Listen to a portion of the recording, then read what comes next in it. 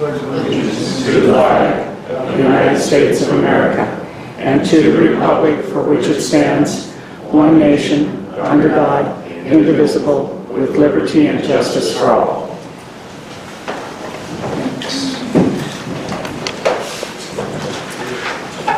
Rod, would you like to do the roll call, please? Joe Murray. I'm here. Robert Lee. Here. Here. David Beckevar. Kyle. Yep. Cynthia Bork. Here. Jason Cross. Here. Mike Doherty.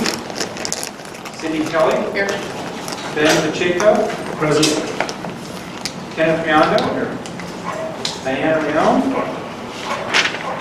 Suzanne Scott. Tom Swanson. Here. Toby Taylor. Here. Connie Bouvet. Josie Paul. Here. Coleman Burns. Here. Darrell Wolf. Michael Merritt. 6 absences, but they may be walking in. I've noticed, I've done this in the past. Thank you. Any concerns about the agenda? Additions, deletions?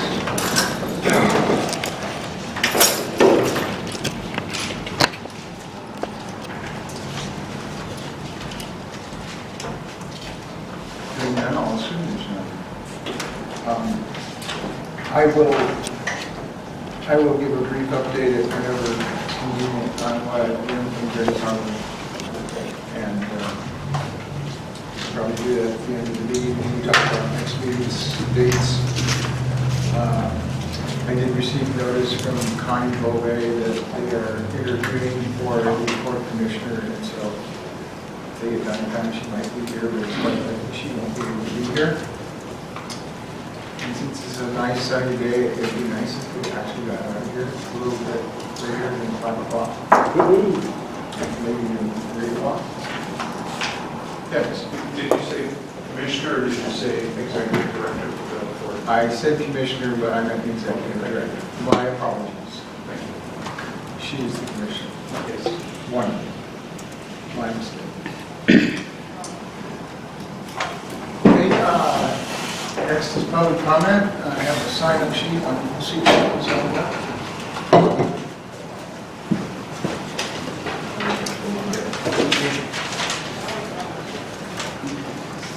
Ann Steyer.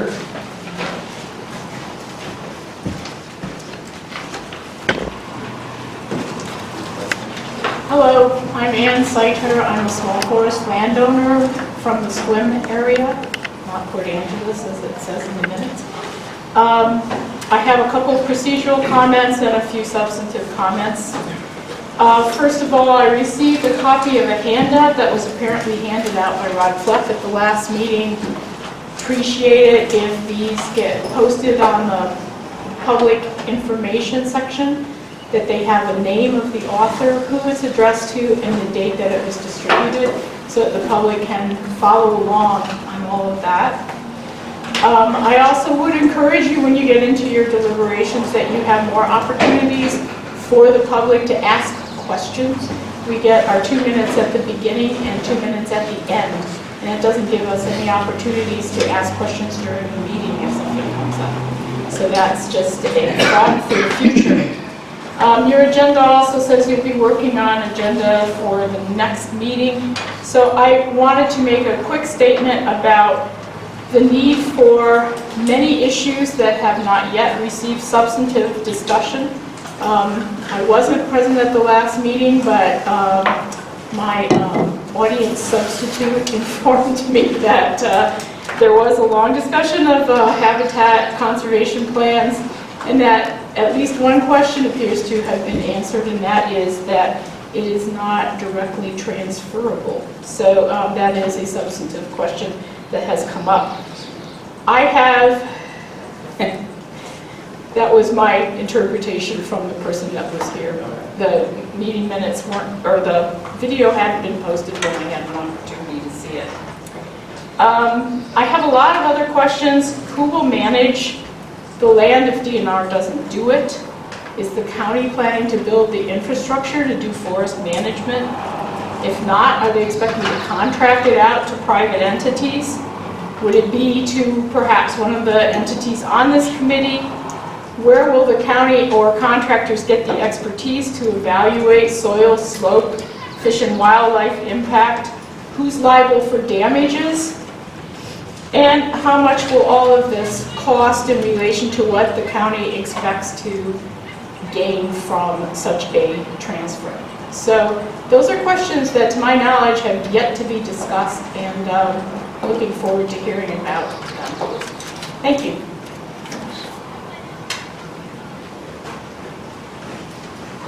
Well, that's the only comment we have for the first period, and I'll pick this back up with folks in the second period. Next item will be the minutes from April, March, and May. And I believe we have May in the packet. May can't be adopted under our rules of procedure, so May is just for, we're in June, I'm sorry, July. I would love to have another month in there.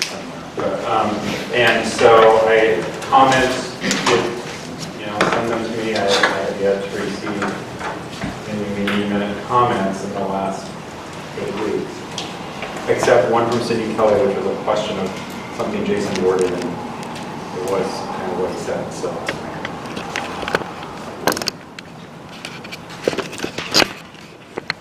So do we have, Mr. Chair, I move we approve the minutes from March and April meetings. okay? I'll second it. It's moved and seconded that we approve the minutes from both March and April meetings. Any discussion? Hearing none, all those in favor say aye. Aye. Opposed, same sign. Okay, the next item is kind of a brief review of the what we learned from the Department of Natural Resources. Kyle's got a short presentation, and you have copies in your packet. Okay, we're already getting the lights. I'm trying, No pressure. but it's not your building, it's always fun. Perfect, thank you. Somewhere down in the jail that give you on and off. Okay, so at the last meeting, we agreed that sort of to help facilitate or kick us off toward today's discussion, it would be good to just do a brief recap of the information that had been presented by the department over the January, February, and March meetings. That was, 100 and some slides worth of material. Every single slide that you see today, there's only 12 of them, have come from one of those previous presentations. So none of this is new. I just combed those previous presentations and tried to yank out the slides that I thought best summarized and captured what we presented over the course of those 3 meetings. So I will breeze through this, perhaps even faster than normal, but definitely don't hesitate to pause if something's coming up that you want to ask a question about. The whole purpose of this is just to make sure that everyone's still on the same page about what it is the department's presented. So this first one here is just the map. This is the 92,500 acres that we are talking about. These are the acres the department manages for Clallam County beneficiary within Clallam County. Of the 92,000 acres, about 42,500 or 46% are located within the Olympic Experimental State Forest. It's a little hard to track on that map, but you can sort of see a semi-dotted line that's going north to south there. It says OESF HCP unit. All the lands, all the 92,000 acres are managed either within our OESF HCP unit or the Straits HCP unit. This is just a very brief reminder of what the department's mandate is, right? So these lands, by and large, came to us in the 1920s and 30s around the Great Depression, when a lot of private timber landowners defaulted on taxes. The lands came to the counties. Counties gave the lands to the state. This wasn't a unique thing for Clallam County. This happened in a lot of other counties. And we managed those lands under the same trust mandate that we manage the lands that we were given at statehood. Do you want quarrelsome interjections after, or? No, bring it on. I remember that history was something we talked about a lot. So I fully acknowledge that what I just said was a mere postage stamp of the full history associated Well, with no, it. I'm not going to get into the weeds, but I think that, and Ron can Let's see if we're chime in. let's see if it's the same two work. I don't think that State constitution, fair enough. I don't think state constitution is accurate. It is a statutory trust. Okay. Same words. Fair We enough. agreed even. All right, and I agree.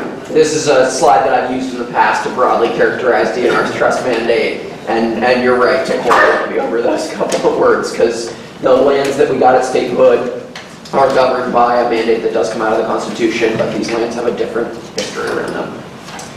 Nevertheless, from the department standpoint, and I remember this question was specifically asked of me, does the department manage these statutory trusts with the same mandate in mind as the constitutional? And the answer again was yes. Yes. We do not distinguish between these lands and, say, common school or the K through 12 construction beneficiary in terms of the way we approach management. This mandate, this bulleted list of enumerated trust responsibilities is how we view the management of these lands. On the fourth one, acts prudently to reduce the risk of loss. Can you explain that again?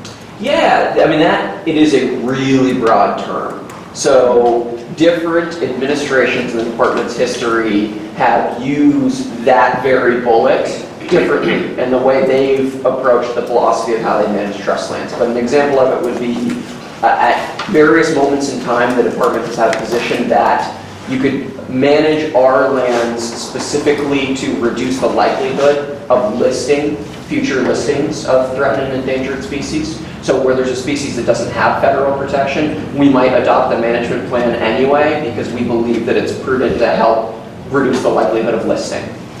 And that would be the department exercising prudent management under that administration to reduce that listing. So this is specifically the loss you're referring to? The risk of loss that we're referring to here is loss of value over time, right? So it partially gets into short-term versus long-term trade-offs, which is intergenerational equity. That a lot of these bullets actually overlap and influence one another. Yeah. The loss would include both political and environmental, such as fire, disease, Absolutely. as well as the whole policy arena of possibilities. Absolutely. The duty to act prudently is almost a catch-all within our fiduciary responsibilities.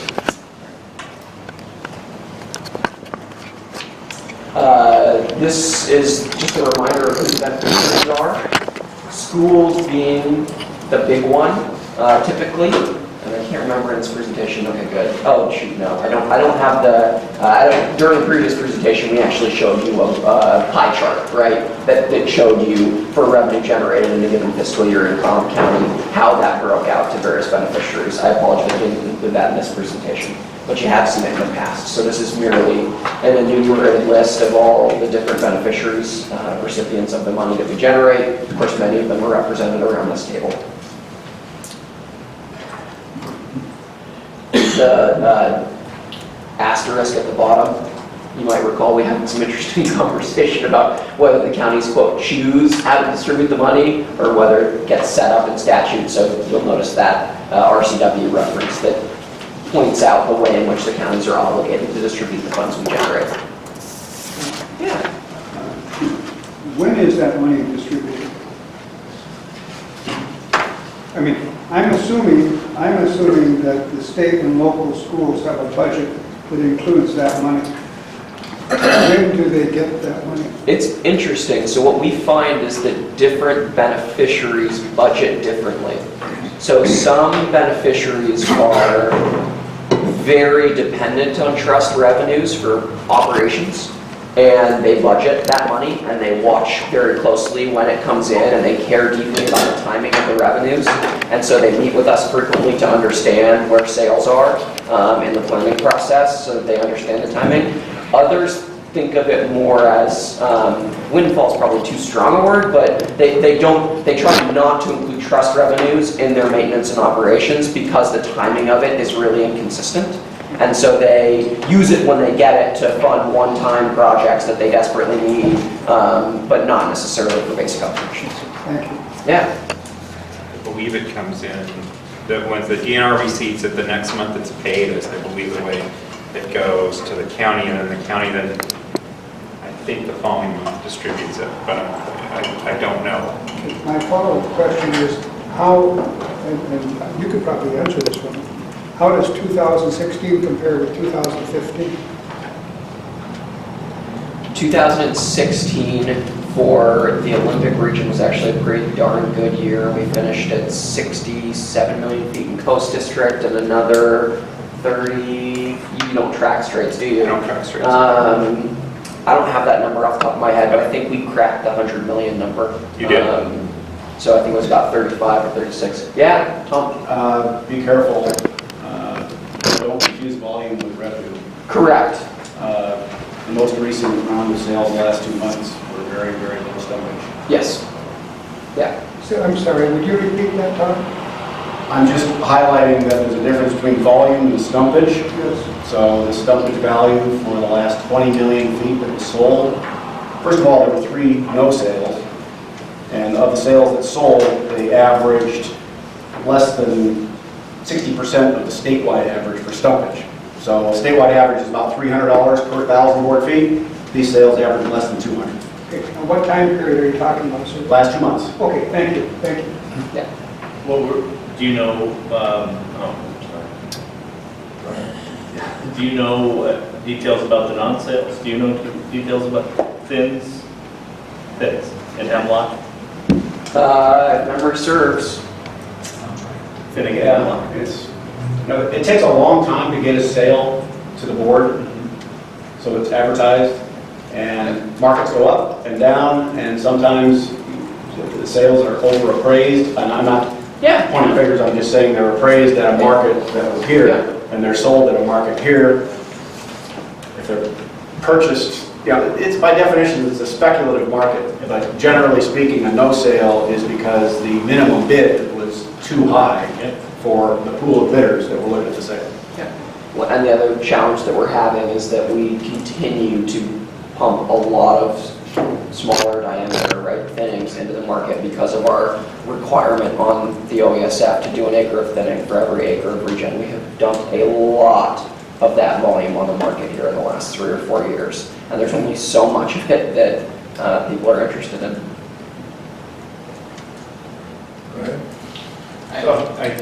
Like I say, it could be useful. There's these reports they give out to the county commissioners, and also on the West End, we do this where it shows the previous fiscal year and the current fiscal year. And this matrix and chart that a group of us track. It might be helpful if we could get one of the most recent one posted. I imagine since we do those in front of the county in open session, those probably already do get posted on the county commissioners. I'm just saying you posted to this group. I'm not sure how many of you have seen them. Okay, so, okay. Yeah.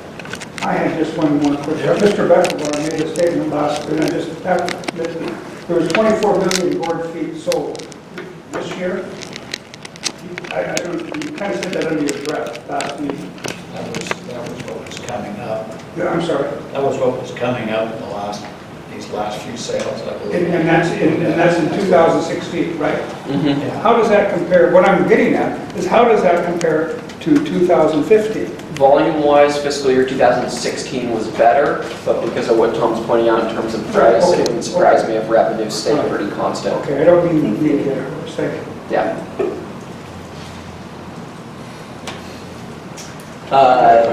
Oh, yeah. Sorry. Just, I wanted to comment, I sat with Tom at the last month's timber bid in Forks, and all of those bids for the Olympic region will take. 2 of them for a total bid, and 1 for pulp, which was a thinning.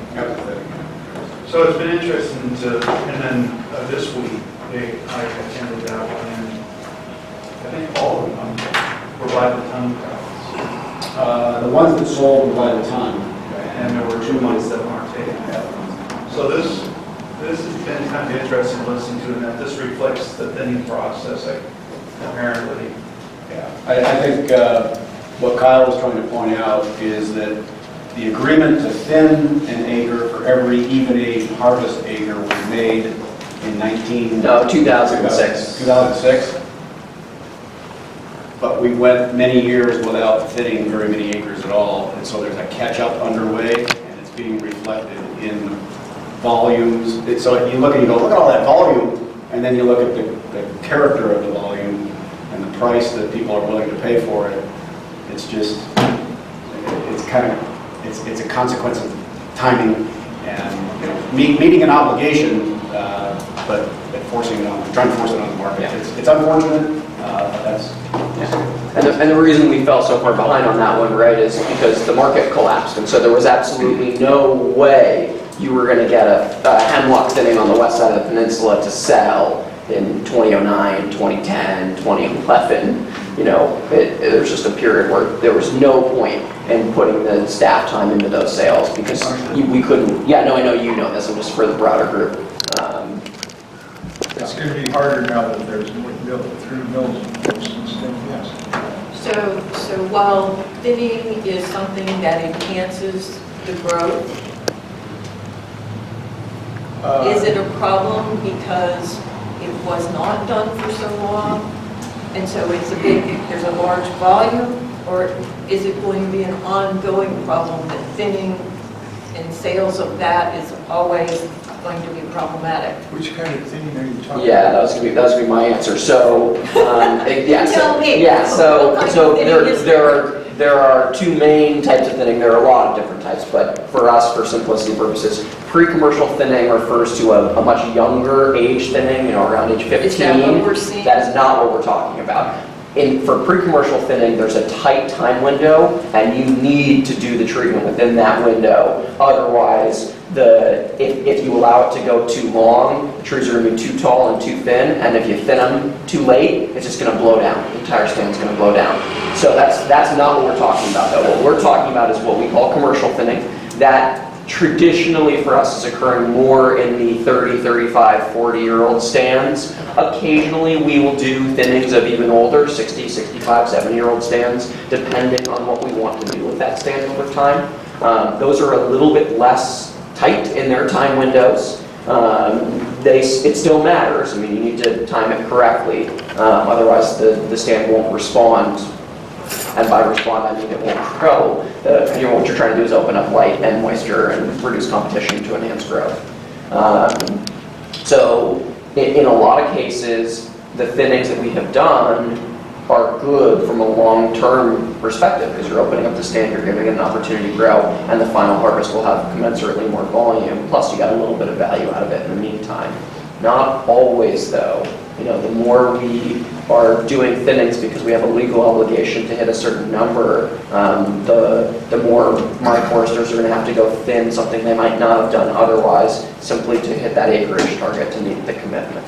Well, is there a way to do this that makes sense instead of just because the law says? I mean, that would be the golden egg. Yeah, right. That's not a law. Doesn't that fly in the whole face of the intent of the OESF? The one-to-one is not a law. It is an agreement that DNR entered into. With? The Washington Environmental Council and others. The last sustainable harvest calculation was litigated. We made a number of commitments in that litigation, one of which was this one-to-one commitment. And this one-to-one remains on the books until we have a new sustainable harvest calculation. When we have a new sustainable harvest calculation, that settlement that went with the old one is no longer valid. So And what so, is that? you're asking the question that asks me every day. We're probably dead. It's in process. We're hoping to have the draft plan or the draft alternatives out with an environmental analysis by the end of this calendar year. But just Jason's right. the one-to-one was not required by law, it was required as part of a settlement of a challenge that found that the prior sustainable harvest level was not calculated in the border. No. That was their challenge. No, that was their challenge. That's not what Eric agreed, but that was your litigation. Well, right, then the court made an order that generally agreed with some of our points, and instead of hassling with further litigation, there was a settlement. Yeah. Just because the court decided doesn't make it civil culturally. No, I don't disagree with that. I mean, the whole, you know, So in going other record, words, the whole this is- situation was screwed up. Totally irrelevant as far as what we really ought to be doing. It doesn't necessarily no, imply that that's no. getting, sorry. Yeah. Somebody. Okay, so, Kyle's probably the right guy to answer this, but my sense is that this short-term rush to put sales on to meet the one-to-one is in effect, a 2 to 3 year process until the DNR gets a new sustainable harvest calculation and gets on track to a balanced one-to-one. We are balanced. And we're there. We are balanced. So, We've done our massive catch-up. We are balanced. okay, so still culturally, under the DNR's management regime, pre-commercial and commercial thinning makes financial sense, it makes ecological sense, and visually it's a beautiful thing. Okay, so there's a lot of good about it. Yeah, It's not very valuable, but there's a lot of good things about it. Okay, so that's, I don't want to be sounding like we're criticizing the DNR's management regime. It's just the consequence of the timing and the agreement that was made. but in the fiduciary responsibility slide back here, Yeah. is it a good thing? Yeah, well, I mean, is that how we're going to get to where we? you're not going to solve revenue problems with commercial thinning. Correct. But is the process of commercial thinning going to get us to where we get to have quality, large trees to? It can't, but it's temporally, it's a long-term solution. And long-term means? Meaning it takes 80 years to grow a large tree. And another problem here is the one-to-one. The DNR position is that there wasn't a market for the trees. The beneficiaries of the settlement would argue that they did not put up sales to determine whether or not that was true. And that we got to a point to where the harvesting was not meeting what was in the settlement agreement. And there's a series of letters that try to resolve the best way to deal with the reality of the situation. However you came to it, there was a problem. They didn't meet the one-to-one. There's a letter that explains this is how we all agreed, and I'm looking at Toby too, because everybody had to sit in the room going, we don't like where we're at, but this is what we agree we're going to do to get there. Was that condition in the best fiduciary duty of everybody? Good question. When it was settled in 2006, we all thought we'd be looking at a new harvest calculation sooner, and starting in 2012-13 for adoption in 14. It's nearing 2017. We don't have that. That is exasperating part of the challenge here. And why don't we have that yet? The gentleman yields the floor to the gentleman, right? A lot of reasons, we only have so many staff that can work on major planning efforts of that nature, big EISs of that nature. We had an OESF land plan that we were still working on. We have the Marble Murrelet strategy, which is longer overdue than sustainable harvest. Okay. And so those were where staff resources were prioritized. And one of those, I'm just going to say, well, then why? The OESF was also in the settlement that they had to do first. So when we settled in 2007, they were going to get the OESF land plan done first, and they were going to move on to these other things. And do we have an OESF? We're in I yield to the gentleman to my right. the 16th year of our 2-year planning process. Yeah, go ahead. Is there a market for the commercial thinning logs?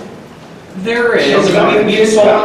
We have successfully sold an awful lot of thinning sales over the past few years. Yes, there is a market. Okay. It's a lot like the stock market. It's up one day, down the next. But what you're focusing on in a commercial thinning is generally the low-value products on the stand. So they will have varying amounts of revenue, and those varying amounts of revenue are going to be at the low end of the scale because it's the smaller deals. We don't go in, or the prescriptions are generally, as Tom said, the limiting factor in most habitat on the peninsula is very large trees, and you can't fake your way to a very large tree. You can simulate and do some other things silviculturally to get other elements of habitat, but you can't, you have to wait for some really big trees to grow. So you go in with prescriptions that take out the smaller stuff to release space for the big ones. And as you saw in 2008 and 9, which were not the glory days of timber here, you couldn't sell all of the thinnings. So thinnings are they're not guaranteed. And those are the things that are required to get actual habitat. I mean, if you actually want to create things for species that need them, and then you can't sell it, well then you can't get that habitat. So they're not a guarantee. They're always more marginal. They're always the things that go unsold versus regen, harvest, clear cut, whatever you want to call it. Those are going to go out the door first, and these are not going to go, and they're going to go unsold. And then you have two losses. You didn't get any revenue, and the thing that we've written down, a giant, huge plan that we're trying to actually do, build habitat for animals, that doesn't get done. So it's difficult. Also, the later you do the thinning, the later in the age of the stand that you do the thinning, the less response you're going to get, because as trees grow older, their ability to increase in volume diminishes.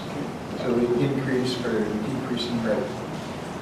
So to Suzanne's question, or maybe implied question about, how are all these still not done and why do they take so long? We write every large planning document, whether it's the OESF land plan or sustainable harvest or the murrelet strategy, assuming that it's going to be litigated. And why do we assume that? Because they all get litigated. It is not a mistaken assumption. It is a very wise assumption. That, in my experience, doubles or triples the length of time of one of those planning efforts. No joke. What? Oh yeah, I mean, because the type of analysis that you're going to do changes, the type of writing that you do changes. Your resources, I mean, that's a major problem. If resources are not put out doing other things, you hire people who write legal briefs as opposed to do forestry. Yes, and then traditionally on one of these planning documents, when we put a draft environmental impact statement out, we're getting multiple thousand pages of comments, right? And so the process required by SEPA and NEPA in terms of a response to comments document all of a sudden becomes its own monster piece of work just to respond to that. So that the process is very time consuming and pretty painful because of the microscope that we're under when we do these types of big projects. So I know that when we talk about these planning efforts, there are a lot of people in this room who are frustrated by how long it takes us to get certain things done, or that we never get certain things done. And believe me, I and Dee and our staff are no less frustrated than a lot of people in this room about that. But I'm trying to provide the context in which we operate so folks understand. That's good. I've got a different question. In your opinion, across the state, when you look at small diameter sales and small diameter material, do you see an aggressive move to retool to be able to, that you would see in eastern Washington that's going on over there and here by the industry? And stepping up to be able to handle that in an aggressive way to effectively use that and market that material? I can take a shot at that. Yeah, go for it. The general answer is yes. Private capital goes to where the returns are the highest. And in the timber industry, that means where the wood is the cheapest. And if you've got a lot of wood that's coming to the market in small diameter. I would point to the Sierra Pacific mill that's being constructed on a former Mill 3 site in Shelton that's going to spit out 500 million feet of studs. So yes, there's capital investment being made to take advantage of the wood that's coming online. So what explains then the inability to sell the sale? Uh, If there's okay. really, there's a gap? Yeah, the inability is at the Olympic Peninsula, because of everything that we've been talking about, the reality of timber sale policy, Forest Service, state, private, deep water port, proximity, availability of the export market. There's been a flight of capital in mill infrastructure from the Olympic Peninsula. There's a lot of reasons for that, but it's reality. Capital goes to where the highest returns are, and in timber business, that means where there's available and reliable supply of competitively priced timber. And it does not exist on the peninsula. They use the words that exports is part of it. He did use exports, he mentioned it.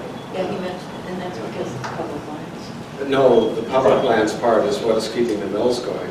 So is there a possibility to get a grant, or do you The mills weren't work on that? No, the reason that SPI is building a mill is because they're going to be looking at the public lands as well as whatever they get off the private. Well, they cited the mill where there had been a mill for 80 or 90 years. They tore it down and they're rebuilding it with new technology to take advantage of small diameter wood that's going to be available in reasonable supplies at competitive prices. The reason they're not doing it on the peninsula, in my view, is because of the amalgamation of public timber sale administration and policy that includes federal, state, and private, each with their own objectives.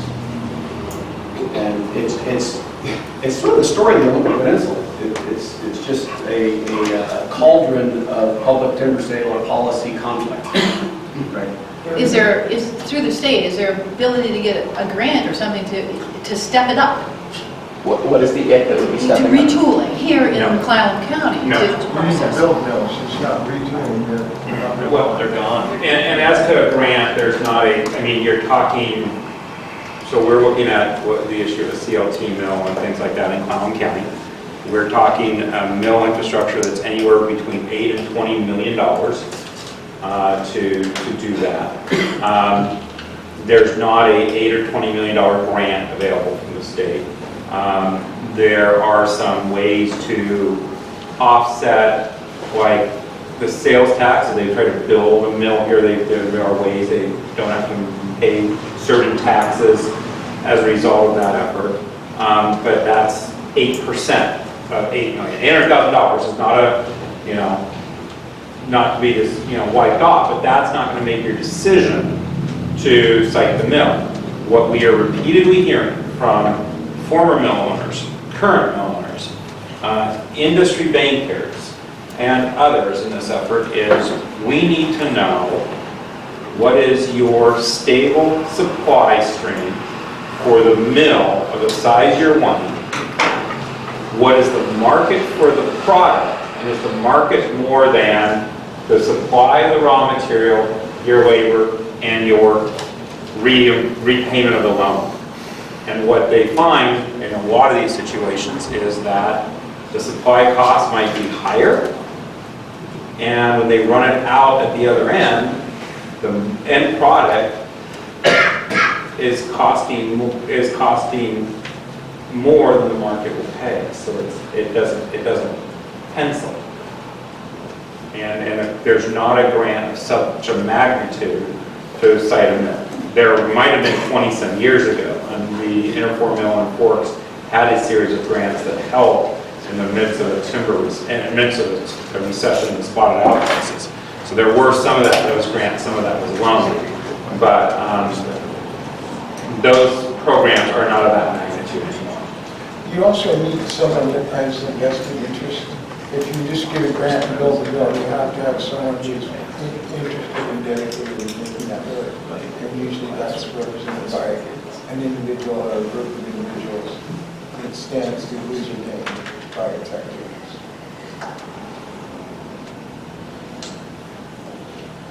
Transportation is also an issue. I'm sorry, Yeah, say transportation. Yeah, I mean, and that applies to the economy in general, the North Olympic Peninsula. We don't have access to rail. We don't have air transportation, commercial air transportation linked to, you know, but the lack of access to rail, we're not going to fix that. That's not going to be solved. But you look at where the biggest, most modern mills are in Washington, and they're the I-5 corridor, Grays Harbor, they all have rail siding. Shelton goes to. Shelton doesn't well. So this next slide is something you've seen before. Again, it's just a breakdown of how the DNR resources get spent. So approximately $68 million annually, and you can see and have seen in the past sort of how that money breaks out. This is all DNR, DNR not expenditures. just the county trust funds. Correct, yeah. Yeah. Everything. Yeah. This is just the slide that you'll notice the fairly large other program slides, and this is just breaking that out. Again, I'm breezing through it just because we've covered it previously. So, a brief reminder that the two biggest policy documents that we have that sort of govern implementation of our trust lands, all of course under the auspices of the trust mandate. That doesn't go away, but we have our policy for sustainable forests, which has a number of policies in it. It establishes when and how we do the sustainable harvest calculation and some key policies around what value versus volume and how volume can fluctuate over time. It's also where you find policies like protection of special ecological features or protection of old growth. Those come out of that document.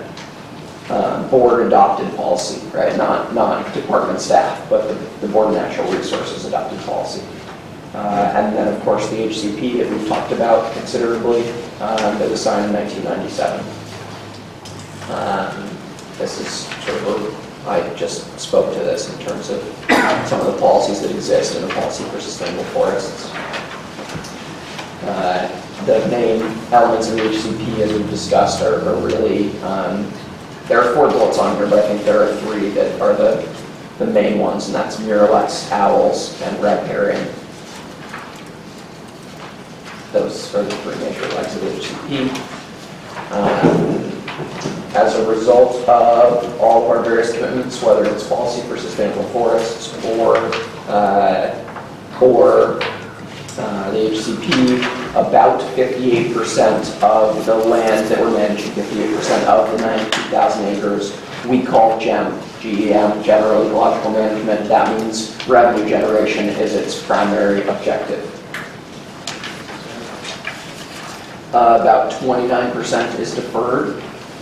That means we're assuming that harvest is not going to take place on those acres, whether thinning or variable retention harvest. There's a chunk of the deferrals that's riparian on unstable slopes. So the separate 12% that's riparian refers to the riparian areas where we actually expect that some management will occur. You won't have variable retention harvest going on by and large within that 12%, but you will have thinnings, or could have thinnings.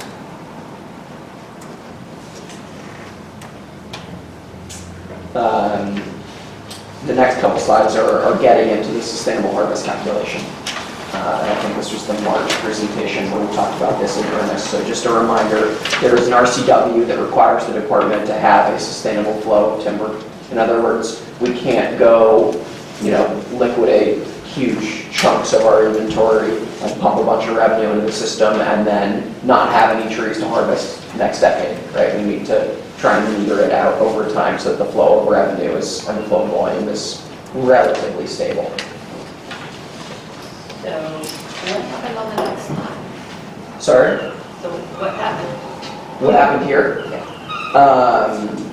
In terms of, what this slide is telling you is that we had a 5.5 billion, well, this slide alone isn't telling you, but I'm telling you, we had a 5.5 billion target for the decade, billion board feet.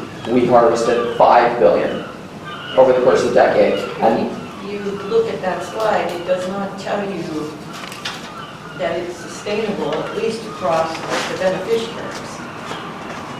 So the obligation to have a sustainable harvest is really about thinking long-term with the way we manage our timber asset. I would argue that this slide doesn't mean that we don't have a sustainable harvest. This slide is really about our performance under this decade's plan for the sustainable harvest. So I would encourage you not to necessarily look at this slide and say, therefore we don't have a sustainable harvest. I live in Clallam County. Yeah. That's pretty ugly. Yeah, I mean, the OESF one in particular, absolutely. And you know, in previous presentations, we've talked about why that is, right? What were the factors that contributed to us having a shortfall? Here's the more detailed breakdown for the State Forest Trust. But back up a second, just to give the environmental community perspective on this. You can say it looks terrible, but on the other hand, you can say that the process of setting those numbers was flawed at the beginning so that it was an overshoot, and that not hitting a overly high target makes it look terrible as a rearage at the end. So that's where this story about a So rearage. that's exactly.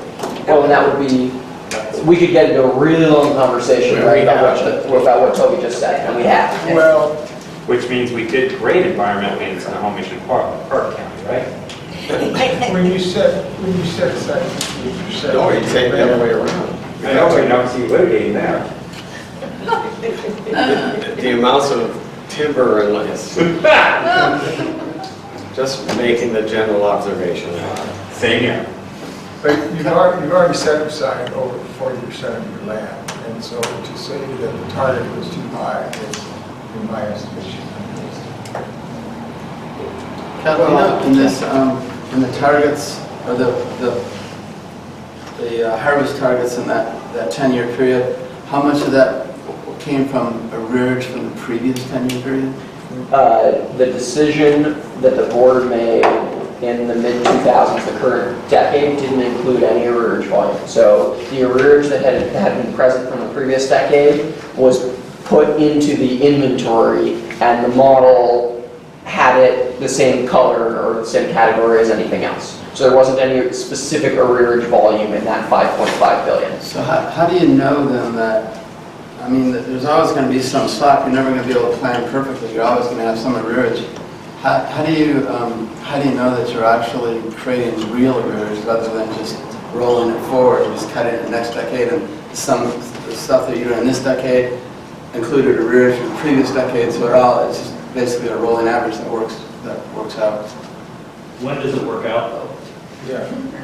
I'm asking you. If you live in Clark and Snohomish, I mean, how do you distribute the faulty estimates? I mean, how do they all end up in certain counties and not get evenly distributed across everybody? Because we're lucky. I mean, we need to stand up and scream a little. Well, I'm not a forester, but I'll hazard a guess to that, and that is that the larger the land base that you're doing a calculation, the harder it is to make it accurate. These single county trusts are smaller pieces, and it's much easier to get an accurate target. But don't you lump all the county trust lands together and have a harvest for the county trust lands? Or you have a No, harvest? they're statewide. They're set. No, so we have. When I say 5.5 billion, that is the roll-up of 20 separate sustainable harvest units. That includes 17 counties, Capital Forest, the OESF, and a big bucket federal trusts, which is UW Beneficiary, WSU, and Common School. Well, I don't understand how these numbers are distributed where the OASF in particular, but Clallam County, Capital Forest, took such a huge hit while other areas didn't take that hit. So you get a rolled up 5.5 billion board feet number, Yes. that is actually 20 separate little numbers that get added together. I mean, is there some reason that the OESF took the hit? I mean, do they grow the wrong kind of trees? Or is there just nobody watching, and so it was an easy place to No, build it? everyone, that's the one place. Owls and deer lens. Watched more than anyone else. Okay. I don't think that's accurate. I think Wakai and Pacific County actually paid attention considerably more than Clallam County over the course of the last 10 years to how much volume they've been getting. But people, We're talking about the whole external state. watching, the pressure on. environmental organizations, Right. absolutely. The places that are being watched, the pressure is on OESF because it's getting sued into oblivion, and you can't do anything when you are constantly being sued. So you can't get any wood out if you have injunctions and you have uncertainty, all the things that they... Who's suing DNR over OESF? The Olympic Forest Coalition, as an organization, has litigated the department in the past in a variety of places, both timber sale specific and planning efforts. You know, as always with these things, it's a confluence of factors. So is there unique interest by some environmental organizations on the OASF? Yes. Does that impact volume on the OASF? Yes. Did the economic recession hit the OASF, I would say, harder than others? Yes. Why? Because the price of hemlock, even more so than Doug fir, collapsed in 2009, 2010. And what do you have a lot of in the OASF? Hemlock.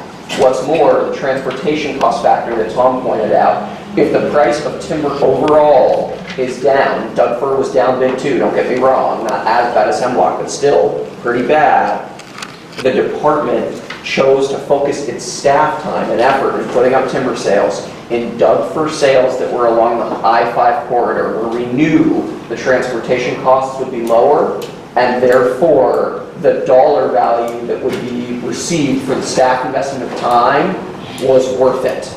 Which is why you see Clark and Snohomish and Lewis counties with the overages. But that is not managing those trust lands equally to the benefit of the beneficiaries. Right.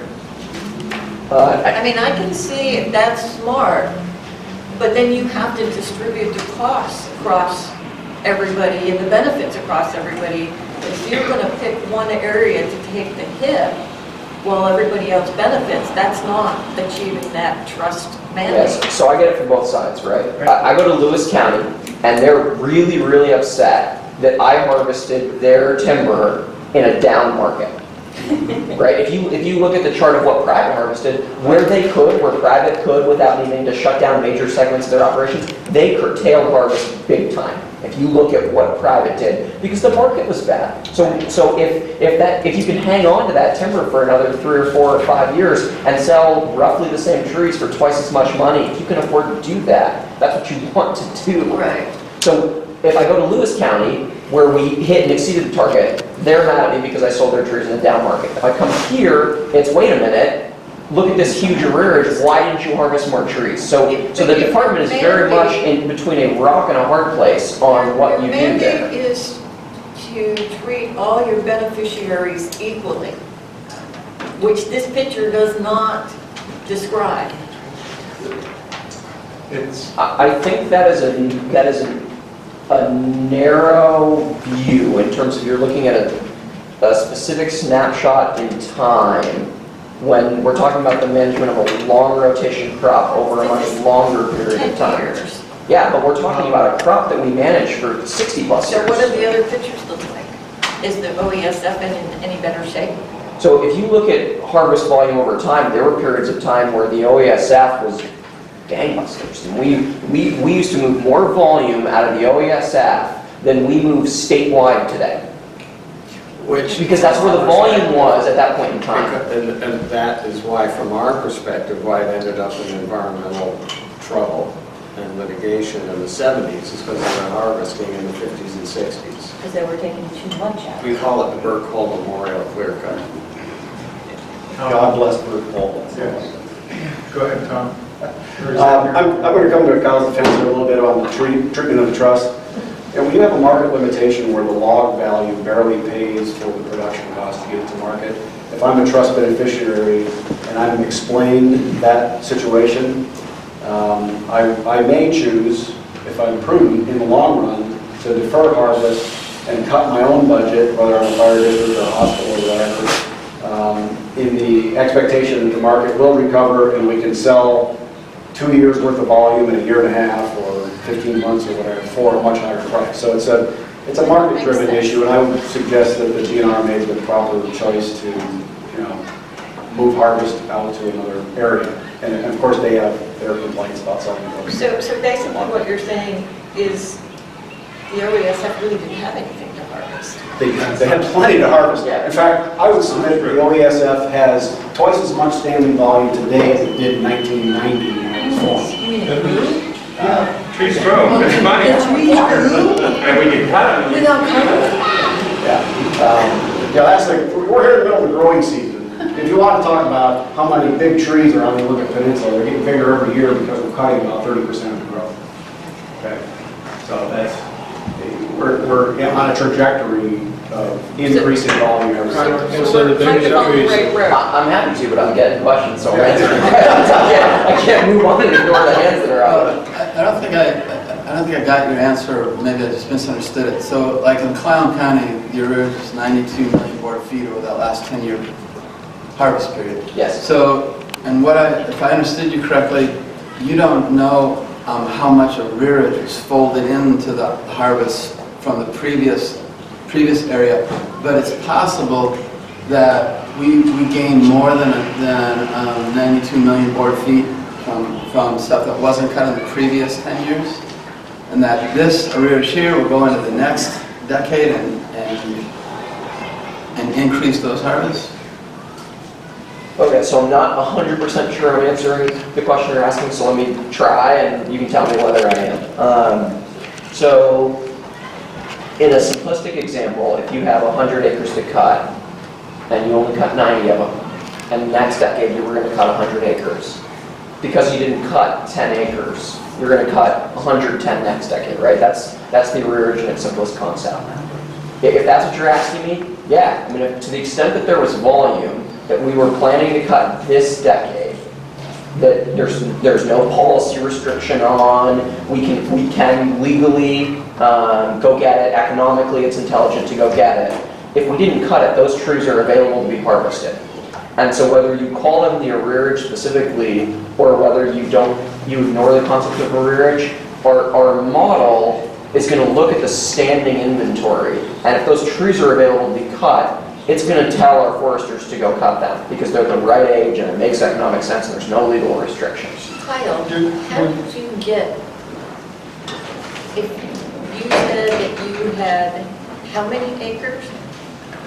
Not total 90,000 acres or 100,000 acres, you cut 90, the next year you have 110? Oh, sorry. So I'm a mathematician and that's funny math. Sorry, so in my very simple example, you've got 1,000 acres overall, and you're going to cut 100 of them every year. And we're setting aside the reality that forests grow, but just simple. Right. So you're going to cut 100 every year, or 100 every decade. If you cut 90, you can take the 10 you didn't cut and add it to the 100 for the next decade. Because you were planning to cut 100 acres every decade. No, that's funny math. No, it's not. It's not. That's how it works. You could also It's cut the the same tree. No, it's not. This is what I'm trying to say. Is you have 1,000 acres, and you're going to cut 100 every decade. Right. So the 100 that you cut in the first decade are different than the 100 you're going to cut in the second decade. Yeah. So if in the first decade... What about the 100 you didn't cut at all? You don't get to add double that back. Better draw a picture. Yeah, sorry. This is more visual than words. The forest really can only grow so much. And so Right. the chief limitations on what you can harvest from that forest are how it's restricted through riparian or set-asides. So that reduces your I don't think she's also area. Different trees.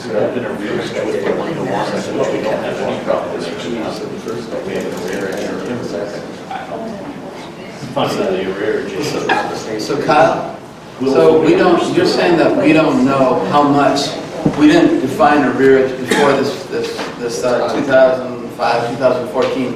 We didn't define a rearage before then. Oh, there wasn't a rearage, it existed, we defined it. The board chose to not do anything specific So with you it. don't know, but you know how much that rearage was? It was big.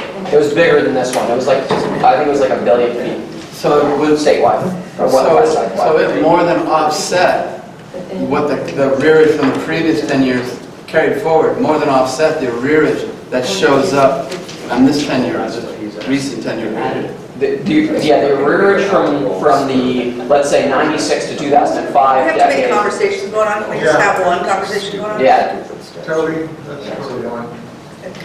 So the arrearage from the 96 to 2005 period was bigger than the arrearage from the 05 and 14 period, if that's what you're asking.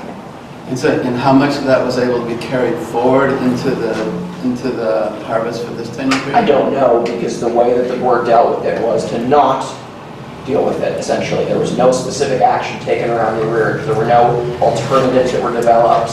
It was just, hey, if that 1 billion feet is on the landscape and able to be harvested, the model's going to pick it to be harvested.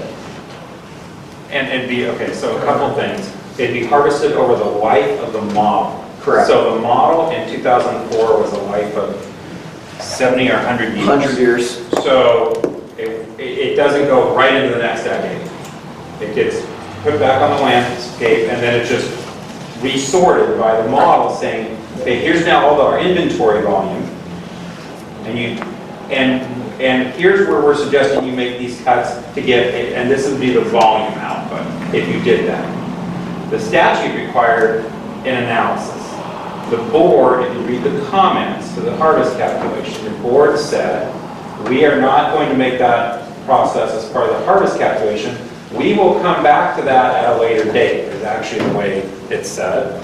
And the board never came back to look at it.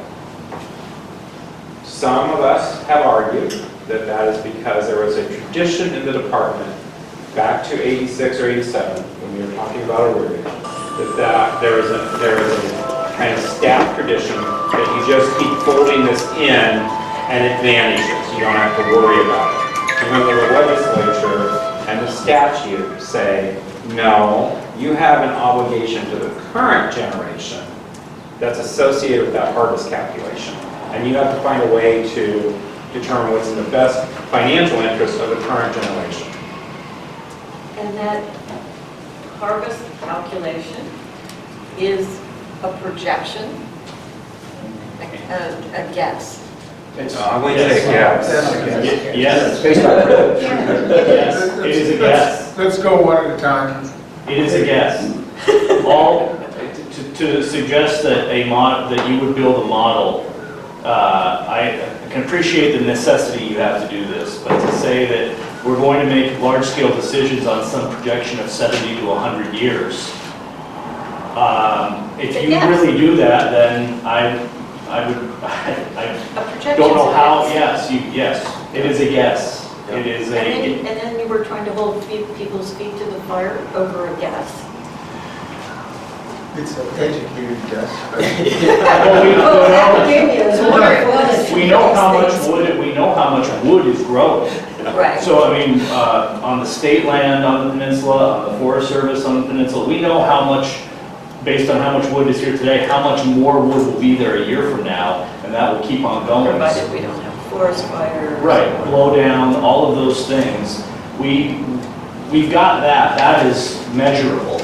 The idea of saying, we're going to see what happens, we're going to make a plan for 10 years worth of harvest, and then we're going to guess what does and doesn't happen in that 10 years, and then make the next 10-year plan in a model to project what happens, all in one shot. We're just going to try and know how much is sold, unsold, available, unavailable, blows down, burns up, all those things, and come out with a number that says we can do this because at 100 years from now, the model says we're good. And we never clean up the model. No, but models are always being tweaked.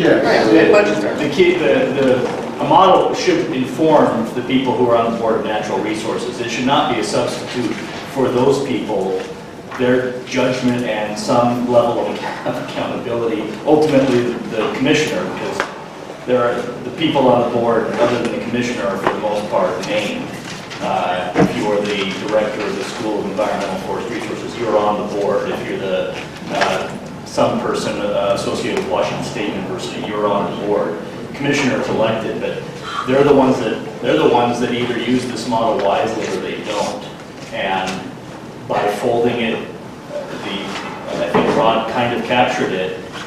When you fold it into the next one and just reshuffle it into the deck and say, well, maybe it will be picked and choose for harvest, it appears to go away. It's not a number, and as Kyle was saying, it's not, these units aren't highlighted on a special map that says these were the ones that we were supposed to do 10 years ago that we didn't get to. They just get folded into either green or red. Or so that's where you never clean up your model. Right. Bob, You right? you got a comment? Yeah, I've got a question. Yeah, go ahead. You know, we were asked to have questions for this meeting, and Kyle, I spent some time reading this. Would you read that last sentence and answer that question? Sure. It deals with the rearage. So the last sentence is the statutory demand that the arrearage be included in the SHC, Sustainable Harvest Calculation, for the next planting decade further supports the conclusion that the arrearage must consist solely of actual available timber that went unsold or unharvested. And Bob's question is, what is the actual DNR practice? The answer is, historically, Rob is right. Historically, DNR's practice regarding the arrearage has been to say whatever volume was there that could have been harvested the previous decade, if it's still available, the model's going to say that it's available and it's going to harvest it. So our practice historically has been to not highlight them with a special color of ink and say this is the arrearage so that everyone knows when we've harvested the arrearage in the previous decade. This time around, it's looked very different. I hope Rob would agree with me on that. The level of conversation that's taken place both with DNR staff and at the Board of Natural Resources has exceeded probably any point in time, excepting the 1 or 2 year period when the arrearage statute was written. So we are trying to work with the board and the public to make sure everyone understands the issue so that the board can, as Jason says, take numbers that come from the model but use their best informed judgment to make a smart decision around both the sustainable harvest calculation and the arrearage. Susan, something maybe that might help clarify this is you have a land base and every year you harvest some or you don't. Right. So what you harvest goes to year 0 or 1 and everything progresses annually and gets a year older. Right. So if you did not harvest a stand and it was 60 years old, next year when you go to figure out your calculation, it's going to be 61, not 1, because Right. it's being harvested. Right. So the whole age class distribution of volume is resorted, and then you make your projections on how that forest configuration will grow into the future, upon which you base your new sustainable harvest calculation. Which is a perfect explanation for why the arrearage statute makes no sense. Right. Oh. If you have an arrearage from unsold timber and then 10 years later it's sold, those are 10-year-older trees, and so actually you're getting more money for the trees, aren't you? Generally speaking, yeah. Well, you're getting more board feet. Yes, more volume for sure. Yes, more volume for sure. One of the interesting things, going back to our previous conversation about milling infrastructure, is that our average age of final harvest is considerably older than what private is doing these days, right? Private's trending younger and younger, and we're still in the 60-ish, 65-year range. And so mill infrastructure, as Tom said, is responding to what products are coming to market. And actually what we're finding is sometimes our logs are too big for mills to efficiently process. If you had an arrearage, it could actually, if you sold it later, it could actually be a financial benefit potentially. Assuming the opportunity cost of not selling that wood is not counted. No. Well, if you have more board feet, it's a good price. Right, and I understand that. Now, I say no strongly. I think I will be backed up here because that money would have immediately gone to somebody to buy a fire truck, libraries, hospitals, and schools that needed that money in the year it was supposed to be cut. So you're talking the whole end opportunity point of cost, this loss. And jobs. We're not managing the timber base for the purpose of just seeing whether or not we can we can make a model and guess and see how close we get to it. Sometimes it sounds like that. Well, we're doing this for the purpose of schools, hospitals, libraries, and fire departments, trust beneficiaries. So if you wait year after year after year, then that's a ultrasound machine that does not get bought. That is a fire truck that doesn't get Ignoring the bought. money they're getting this year from arrears. But if you're selling it Does those things. Let's go with one conversation at a time. Going. They could be, you're right. I mean, the timber management part, and whether or not they can get a little bit more money in a future year for that timber that they were supposed to sell, that's one issue. Then you have to look at what is the mandate for it? It's for these trust beneficiaries who are waiting here, who may have planned. Some of them do apparently, and some of them kind of write off, or because there's so inconsistent cash flow, they don't plan on that money. But out here, I've been to some of the quarterly meetings. I know that some hospitals need that money, so they need it in the year it was promised. And telling them that, well, we're going to get more money for you 3 years from now from the stuff we should have got you today, and we're going to hopefully get you the stuff we owe you 3 years from now, that may not help them, but that's not a great deal for them in budgeting. And so if you ever want to hear, could not put your fire out, but might be able to 2 years from now, when we get a windfall of cash from some of this, that probably won't make you feel like, oh, God dang, I mean, that would... But if the trees are sold at a low market, they might not be able to buy their fire engine anyway. You're right. Yes, that's right. But your question is waiting and getting more money better? I would say no. I would think that I can't see where a trust beneficiary would say it's how 91 million feet 10 years from now, and say, just try and get it to me when you can, and that, thank you. But that's like, if you had to raise the money and selling your stocks, you'd rather sell it when the price is high than low. Yeah, but the other really relevant... So long as you didn't have to pay for a surgery or put out a fire. You have a question? Well, I was just going to say, to add to it, you asked, are we seeing the same thing we saw last year? We don't know, because it's dependent on the sale. Yeah. So like, we have about $10 million worth of debt. And when we get money from our junior taxing district, then that offsets what taxes we have to raise from the local people. So last year at this time, we had $2,009 that were brought in from the junior taxing districts that benefited debt service. This year, we're seeing $37,000, so we're seeing $170,000 less. There might be more sales, but they may not come to us. And then there's also the variance of how much you're going to get per stumpage, and you just never know where that is. So it's kind of like a guessing game for us. Right. And so I want to go back to one thing. Commissioner Goldmark and his staff deserve a huge amount of praise for doing what the statute says. Whether Toby and I dislike it or not, it requires an analysis.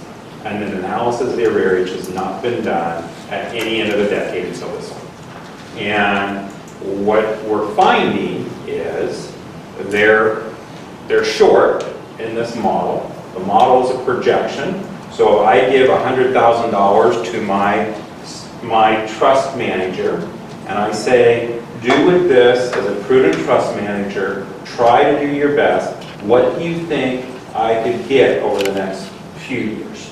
And they say, we should be able to return to you $110,000 at the end of the decade. If I'm checking in with my bank all the time, we have bad markets and things like that, and they're like, you know what, we're not going to get there. I think we're going to be short. I think this is how we're going to deal with that shortcoming. Maybe make some adjustments in your budget, but hey, I've got this one investment that might pay off in a longer run. That's a conversation you have with your trust manager. I think a few of us would argue that conversation in Clallam County was really only had with a few folks who were asking constantly, where are we with these volume numbers? Because I will go even further and say in my community, the volume is also associated with jobs. Not just a fire truck, but how many kids are going to be in the school with that parent who has that job. And as we start to see the sales numbers drop and the volume numbers drop, We were asking these questions, and we didn't really get a good answer of how we were going to get, what we were going to do at the end. The arrearage that in that analysis, when you look at the statute, is they have to do their harvest calculation. So let's say the new harvest calculation says, I'll be nice, and say 500 million board feet a year for the state. And the arrearage number, they're going to divide up over 10 years, and it's somewhere between 45 million board feet and 72 million board feet a year. So you add those two together, and that's your harvest volume. One would be arrearage, in theory, one would be the harvest calculation. That's not what's been done in the past. So there's not been a volume that was rolled over that was going to be harvested that was the arrearage in a certain area.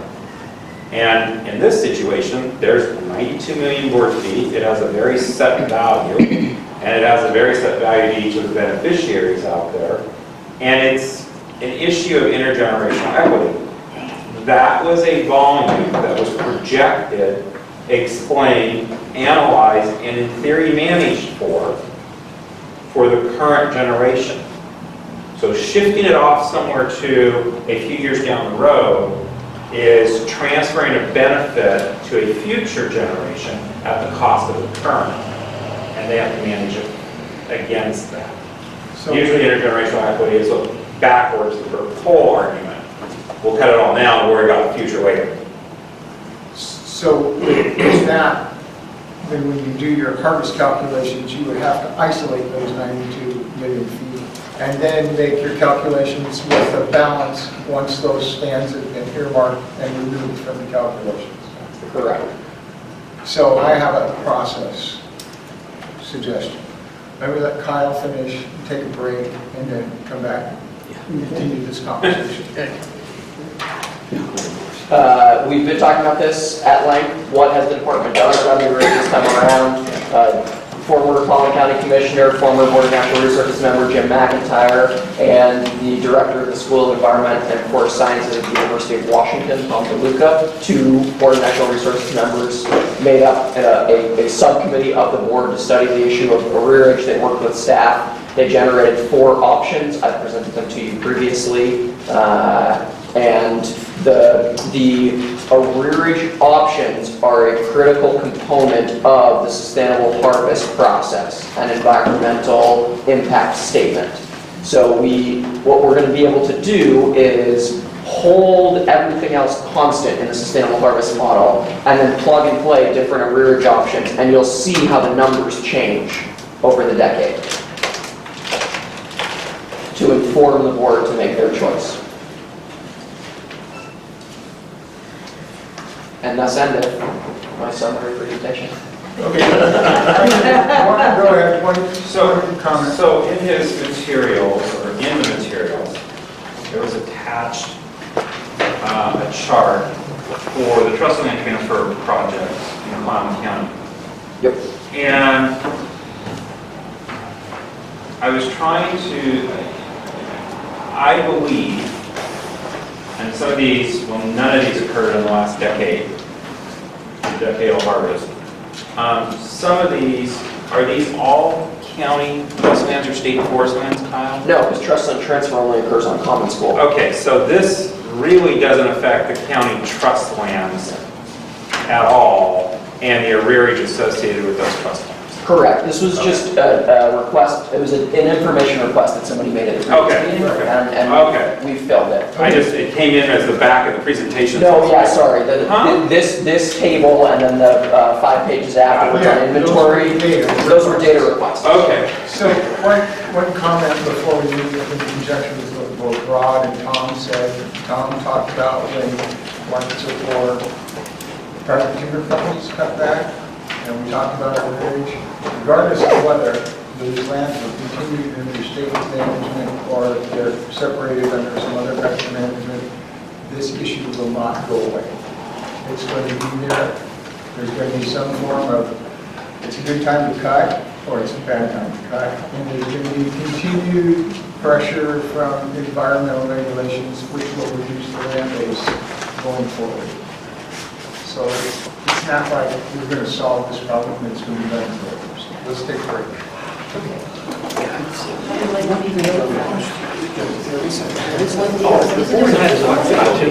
Plus or minus 25%, and that's under market. Yeah, so I mean, it's something I think that's a factual.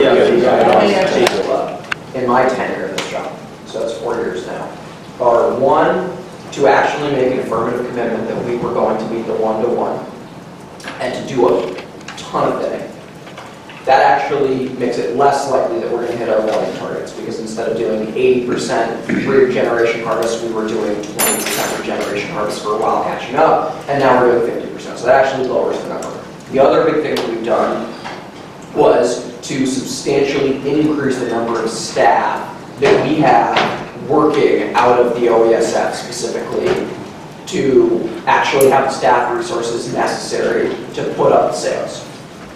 That was partially in connection with the decision to hit the one-to-one because they needed staff that they were going to prepare doing that. And it's partially in connection to just the reality that that district, the OESF district, had been staffed pretty low for a while in the recession because we weren't putting up a lot of sales there. Those are the two biggest things I've done, and neither of them were in response to this process. So I don't recall saying it, and if I insinuated that, I apologize. The efforts that we're making ongoing to try and improve performance, generally speaking, whether you're talking about forester retention or whether you're talking about trying to increase efficiency of our staff, reduce the amount of paperwork that they're doing, a whole variety of things that I could get into. None of them are very specifically to this region or very specifically in response to this process. They're all broader problems and issues the department has with its ability to hit sustainable harvest targets, and they're entire statewide efforts. Okay, other questions? Yes. There's something that I just don't understand. Kyle, you and I discussed this. I'm looking at chart number 12. And your sustainable harvest unit performance from 2005 to 2014. Since 2009, interest rates have been as low as they have ever been. Prior to 2005, going back as far as the Federal Reserve Bank kept records, you can plot stumpage prices with interest rates. They are directly related. The higher the interest rate, the lower the stumpage. What's changed? I mean, there's the cost of money, and Tom, maybe you can answer my question. I'd be happy to try. The cost of money is as low as it's ever been. Janet Yellen said yesterday she has no plans to change it. What? I don't understand aggregate demand. I mean, there's lots of economists that are trying to answer this question. They're trying to stimulate the economy. We've had middle-class wage stagnation since the mid-1980s. We've had a concentration of wealth in this country where a decreasing supply or percentage of the people control an increasing percentage of the assets. What party do you? If there was an easy question. What's that? What party do you? I represent the Clallam County Republic, but I'm trying to answer the question. So, over a measurable history of 50 years, there was a correlation between interest rates and housing starts. And housing starts are directly correlated to wood demand, and wood demand drives stumpage prices.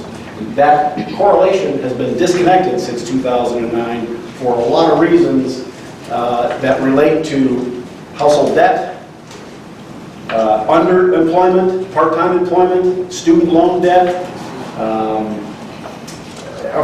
housing competition in Seattle. I mean, Toby lives in Seattle. He can tell you his house is probably making more money than he is. Well, So I don't see any return on that. So it's a complicated situation, but we've had a disconnect from that historical correlation. And I don't see it returning anytime soon until we need more inflation. No, I was just giving Tom a time because he sounds like a left-wing Democrat. Okay. Good switch. One more comment I'd like to make.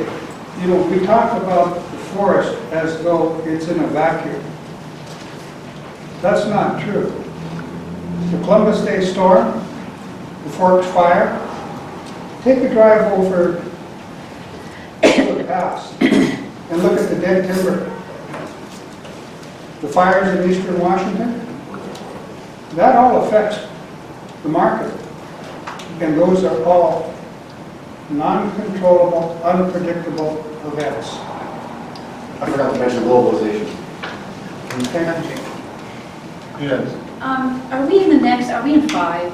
The synthesis of the trust lands information? I think we're trying to ask Kyle any more questions. Oh, we haven't moved on to that yet. No. We're right on the cusp. I don't have any questions for you. That's I fine. was moving into 5. So another comment to Bob's question. Regardless of what Tom has said on housing at whatever level we're at, there's less wood that goes into our lives as, you know, compared to 50 or 100 years ago. There's less wood in the houses, more substitution for concrete and steel. Transportation used to involve a lot more wood than it does now, almost zero. So those things all have an influence. The manager at First Federal Savings and Loan on 6th Street told me that the first-time home builder mortgages are going for one because there aren't enough people who make a living wage to qualify for the first time home. He said, we can't lend money. That's what Tom's- There's nobody that qualifies for the loan. That's what Tom's worried about. We could really let this discussion go off the rails here a little bit and talk about the reasons for a lack of demand for housing. People coming out of school today are not making, on an inflation-adjusted basis, the average wage from engineering all the way to communications, they're not making what people made in 1980 or the early 80s. It's just a fact of life. We've got a baby boomlet, the highest population of age group in this country is 24 and 25-year-olds, 25 and 26-year-olds. And those kids are just out of school. They've got an average debt load of $30,000 if they have an education. If they don't have an education, they're not going to be a first-time home buyer anytime soon. It's right now in serious. Seattle, 70% of the new jobs are in the technology field. 90% of the value in wages is in the technology field. So that's who's moving into the Northwest. Well, the other part of that is the people our age can't afford to retire because we're paying almost $1,500 a month for health insurance. So we had planned to retire, but when you put that factor in there, that's a whole nother I thing. agree with you completely. So they can't get new jobs, so they can't get, the young kids can't get jobs. I agree with you completely, and I don't mean to prolong the meeting, but I had to sweat blood to learn this stuff to get a degree out of the University of Puget Sound. And it was absolute correlation. Monetary and fiscal policy is what drove the economy in the United States. Now, something has gone off the track, and I don't understand what it is.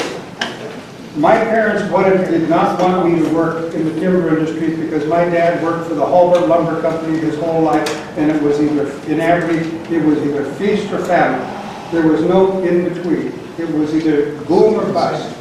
And I don't want to tell you war stories, but that was my experience until the 70s, and we made a lot of money. A lot of money. I went to International Paper Company, and this young guy came out from New York, who was now the president, said, if we don't straighten this place out, I'm going to sell it. And everybody laughed at him.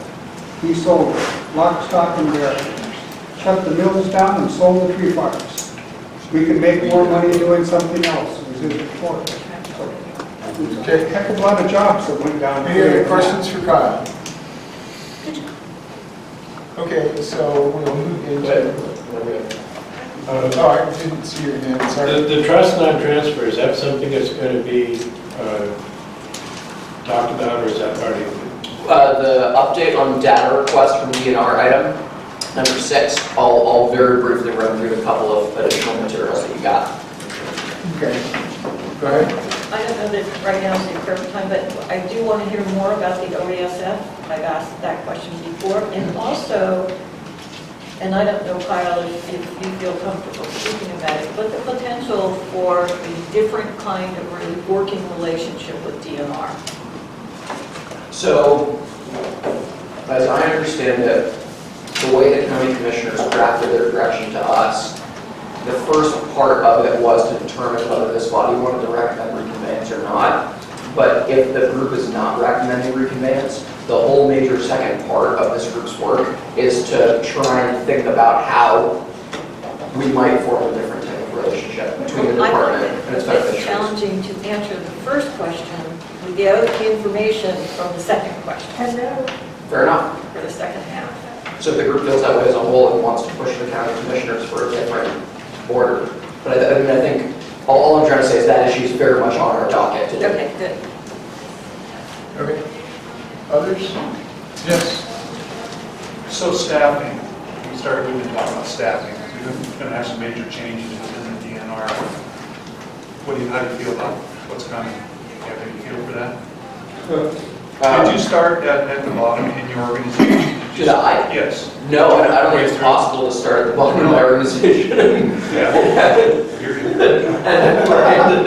That's a 30-year career. What level did you start at? I was senior advisor to Commissioner Volmart for a year, and he appointed me into this job following exactly 1 year. So you're not a forester? Not even close. I've got a bachelor's degree in history.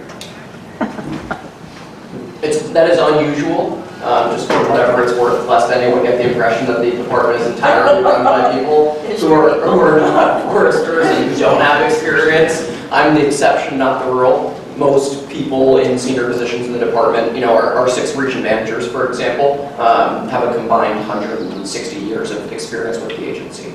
So there are a lot of folks in senior leadership who have worked their way up. I'm just not one of them. Okay, thanks. Okay. Other questions? So the next item on the agenda is synthesis. And what I'm curious about there is what people think of what we've done, what maybe they think alternatives are for managing these lands, i.e. do nothing, manage with oversight from the county, complete reconveyance, or to just sell them. So those are 4 options, and we could explore those and basically come up with some plan as to how we will get our report together for the commissioners by December. That was a very important thing you listed there. Could you say those 4 things that you think is the framing of the option? Can you say those 5? Yeah, the one option would be to do nothing. No change. Right. The other option would be to manage the county trust lands, manage the county trust lands under the direction of a county forester. Under the direction of who? A county forester. The third one would be complete reconveyance, and the fourth would be to sell the lands. What was that third one you made? Reconveyance, complete reconveyance. And the fourth one would be to sell the lands. And I think among other options, folks might come up with, we should look at the advantages and disadvantages of each one of those scenarios. And share the question. Well, to address the public's interest in the actual at-its-base reconveyance, and what we're talking about in clearly, is, as I've understood it, it's to have the county, in whatever that means, manage these lands. And so we have studied to the nth degree what the DNR does here. We fully have an understanding of what they do and the quality of what they do and what the result is. But we have not spent 1 minute looking at what is the capability and what are the credentials and who is this entity that we're thinking about reconveying the management of this baby. If you're going to hire a babysitter, you want to know the qualifications of who you're going to put in charge of your child. And this is the same thing. This is a trust issue. And so, where's the county? And where is the county forester? And why haven't they been here saying, well, this is our capacity? There's no such thing.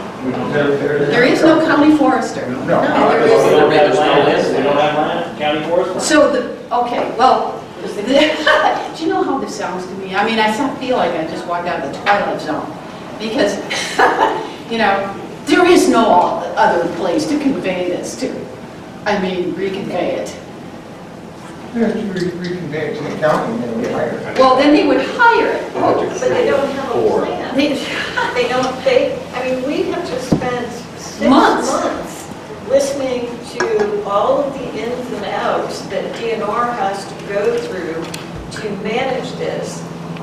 And they tell us they want, the county has tasked us with deciding whether or not to reconvey this to the county with nothing? Well, first of all, With a kiss and a hug and nothing? no, I wouldn't go with that. Well, we Go ahead, we Jason. need Well, something. we're recommending, we're verbally recommending, the extent of our magnificent power here is to say, we think you should do this, county commissioners. And they can read that and say, thanks for your time, and throw it away, or they can say, we're going to adopt that, and then they're going to adopt a resolution. And then they're going to, it can either die quietly after a resolution, or they have to marshal support in the state legislature to actually reconvey the lands, to actually have this happens quite a few steps down. So we don't say we think you should do this and then all of a sudden we're behind the 8 ball because we don't have a county forester yet. How many people roughly be out of there would be some people out of a job if we, in the Olympic region? Oh, sure. Reconvey, how many? Well, I've got about, let's say, 75 folks working in state lands directly in Olympic region, so maybe 25 of them probably, just by the share of it. So if you're asking who, I have 25 trained foresters who I might hire from DNR because they're going to be out of a job with the state because this land is coming back to us. Are you familiar with the old saying of a pig in a poke? That's what I was thinking. Let's hear it. Exactly that. You're asking us to make a recommendation that's based on no information, no qualifications. The county hasn't even expressed an interest other than creating this committee one way or the other. We're not doing any of the hiring. We're not doing any of that. We're saying, do we think the county should be in charge of managing its own lands? I would imagine they would hire somebody qualified who knows timber, and they would have a plan. What you're imagining, they have done no preparation. I mean, you were talking about banks. Somebody else was talking about loans earlier. You don't walk into a bank and say, I want money, and don't expect to answer a whole lot of questions, provide a lot of background about your intentions, your abilities, your quality. But that's the job of the county commissioners to answer to the state legislature. The questions, the banker in that analogy is the state legislature asking the county commissioners, are you going to be able to do But things we're that... citizens, and you're telling me that county commissioners are standing up there telling me, trust me, trust me? Well, we vote, they're the ones that we vote for. Yes. Well, I just my mind. Tom, go ahead. I appreciate your concern, Susan. I also want to say to Jason, I agree that we elect commissioners to make decisions. We're underselling humans' capability of adapting to a new set of charges.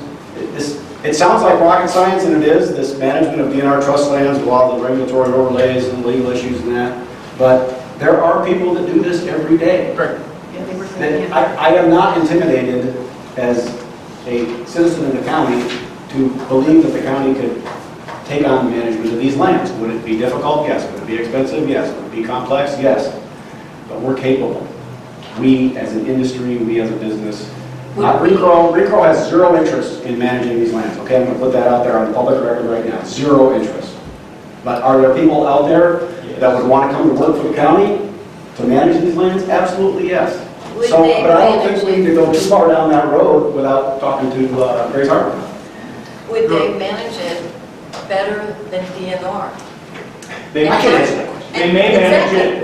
We would start with a plan based on what we heard last time for that, or maybe 2 meetings ago, if the warranty travels with the land, then we have a plan. We're going to basically try to replicate what they're doing. What we're going to try and do is do it for less money, and we're going to try and get a little bit more money out where we can, if we can, so that we can solve not all of our problems with one shot.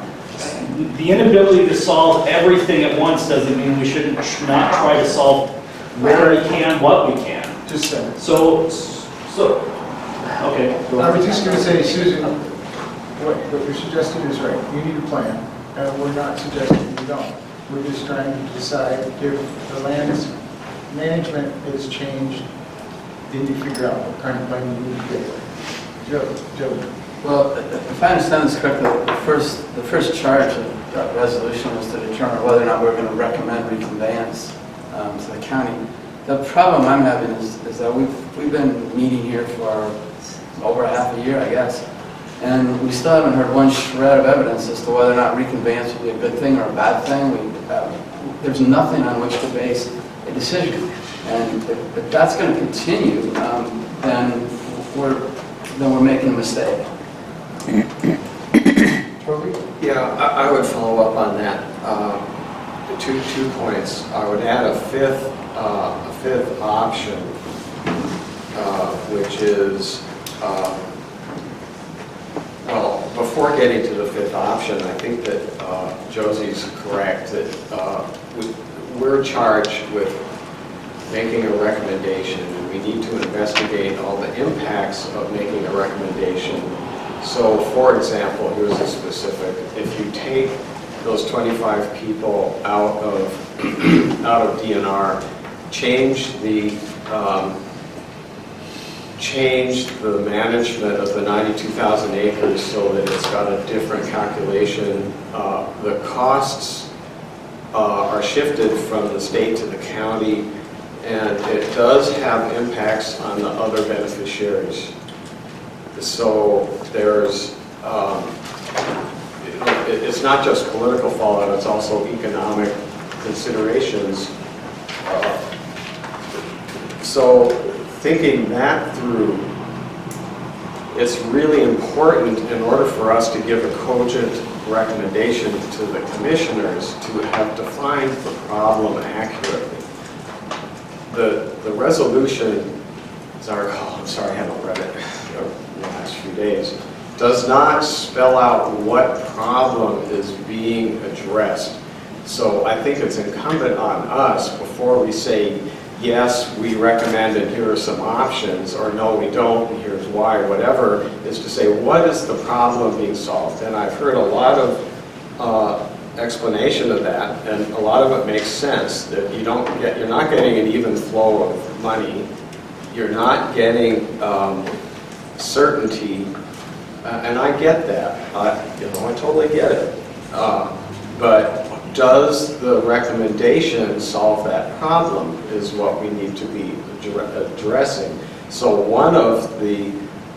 another option, which goes to the second part of the resolution, is to say what are the alternatives to reconveyance or having a county forester that would address the revenue problems of the beneficiaries that are not being addressed by being overly dependent on an industry that is under global and local stresses that make it less and less likely over time that it's going to be providing the revenue needs that we want.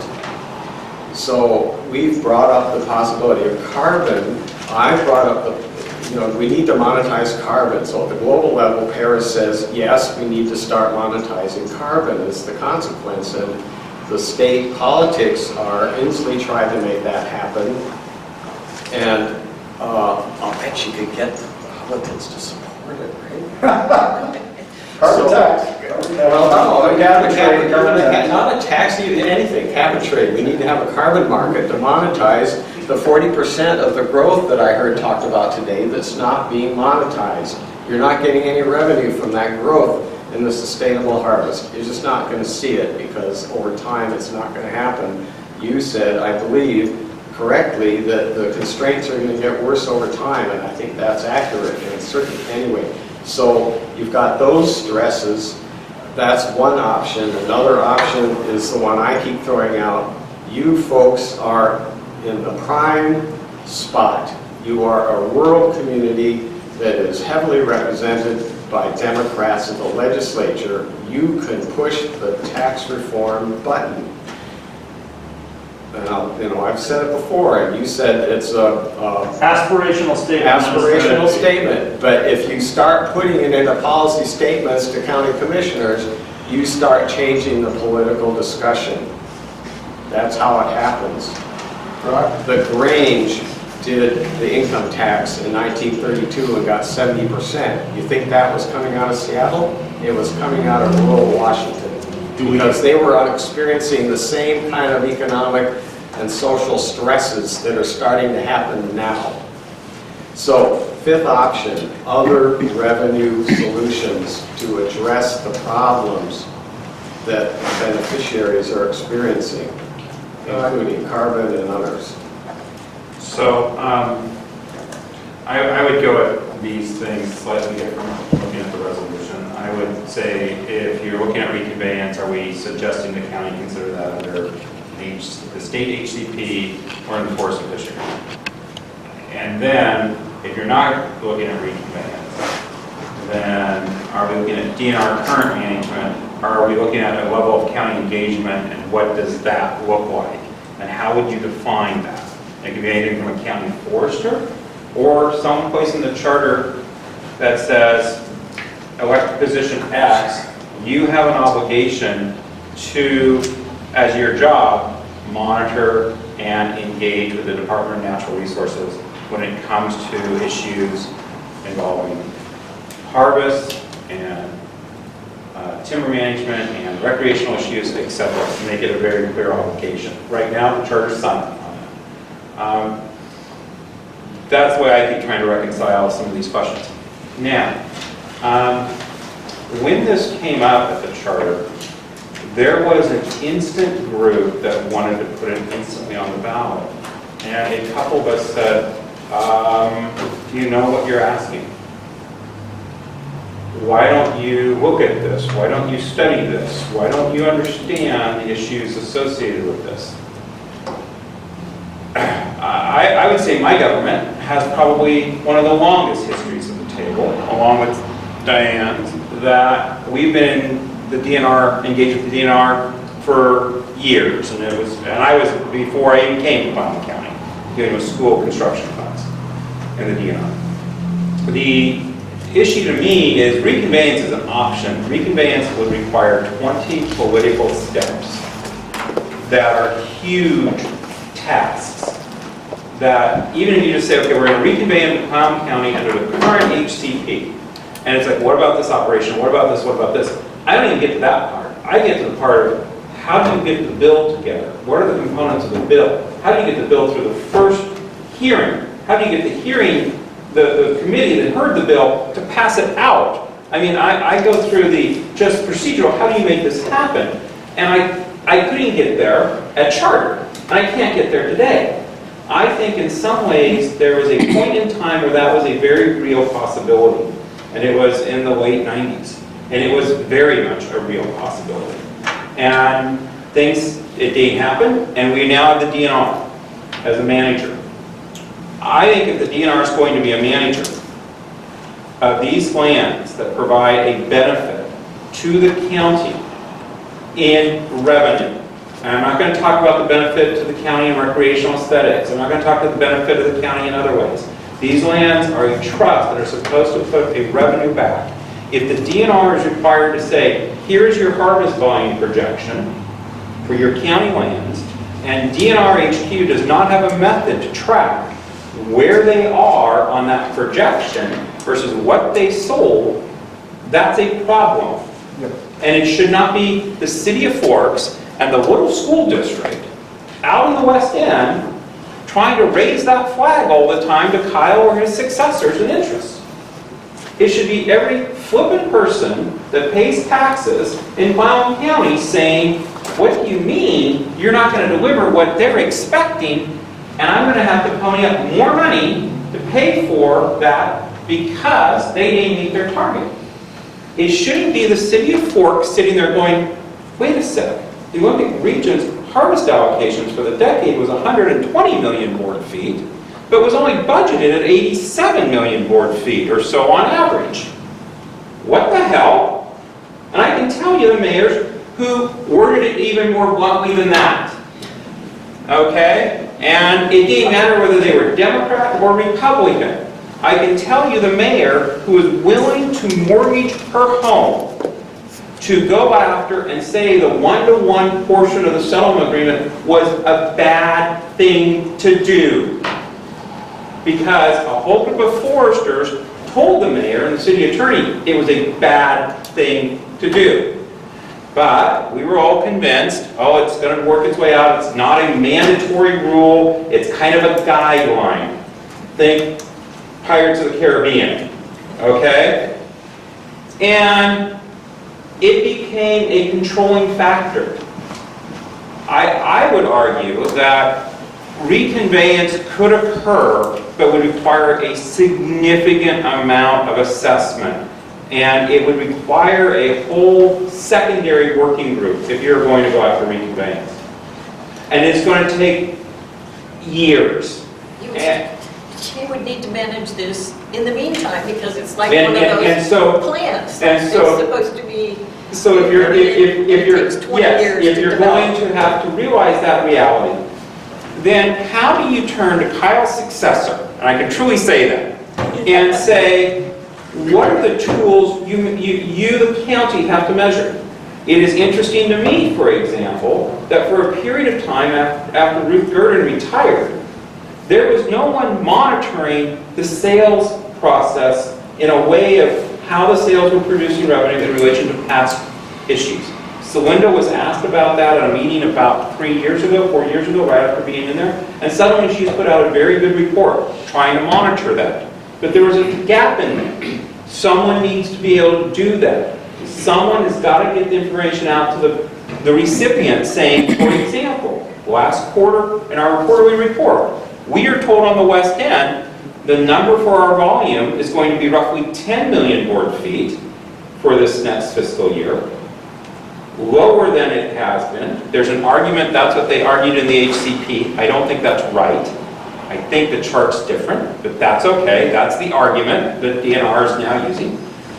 And there needs to be people that understand, what does that mean? And in this situation, there is also the understanding of two of us in the room going, wait a sec, when are your sales occurring? What's your sale type? Because if they're thin sales or short sales, those are paid out very quickly. And you may have a bit of money in January thinking, oh, this is what we're going to get for the rest of the year. Because we're on a calendar year in our junior taxing districts, not a state fiscal year. And then suddenly they're not going to get another payment until next January. So if this is the year you're going to go buy a brand new fire truck, because you're going to get last year's $600,000 from the DNR, and you're only going to get $80,000, someone needs to tell those fire commissioners. And the reason you might give a damn in your community about that fire truck is if they don't buy that fire truck, your house fire insurance will go up because they can't meet the rating that keeps your fire insurance low. So I would argue towards the second question. I think reconveyance is something that could be discussed.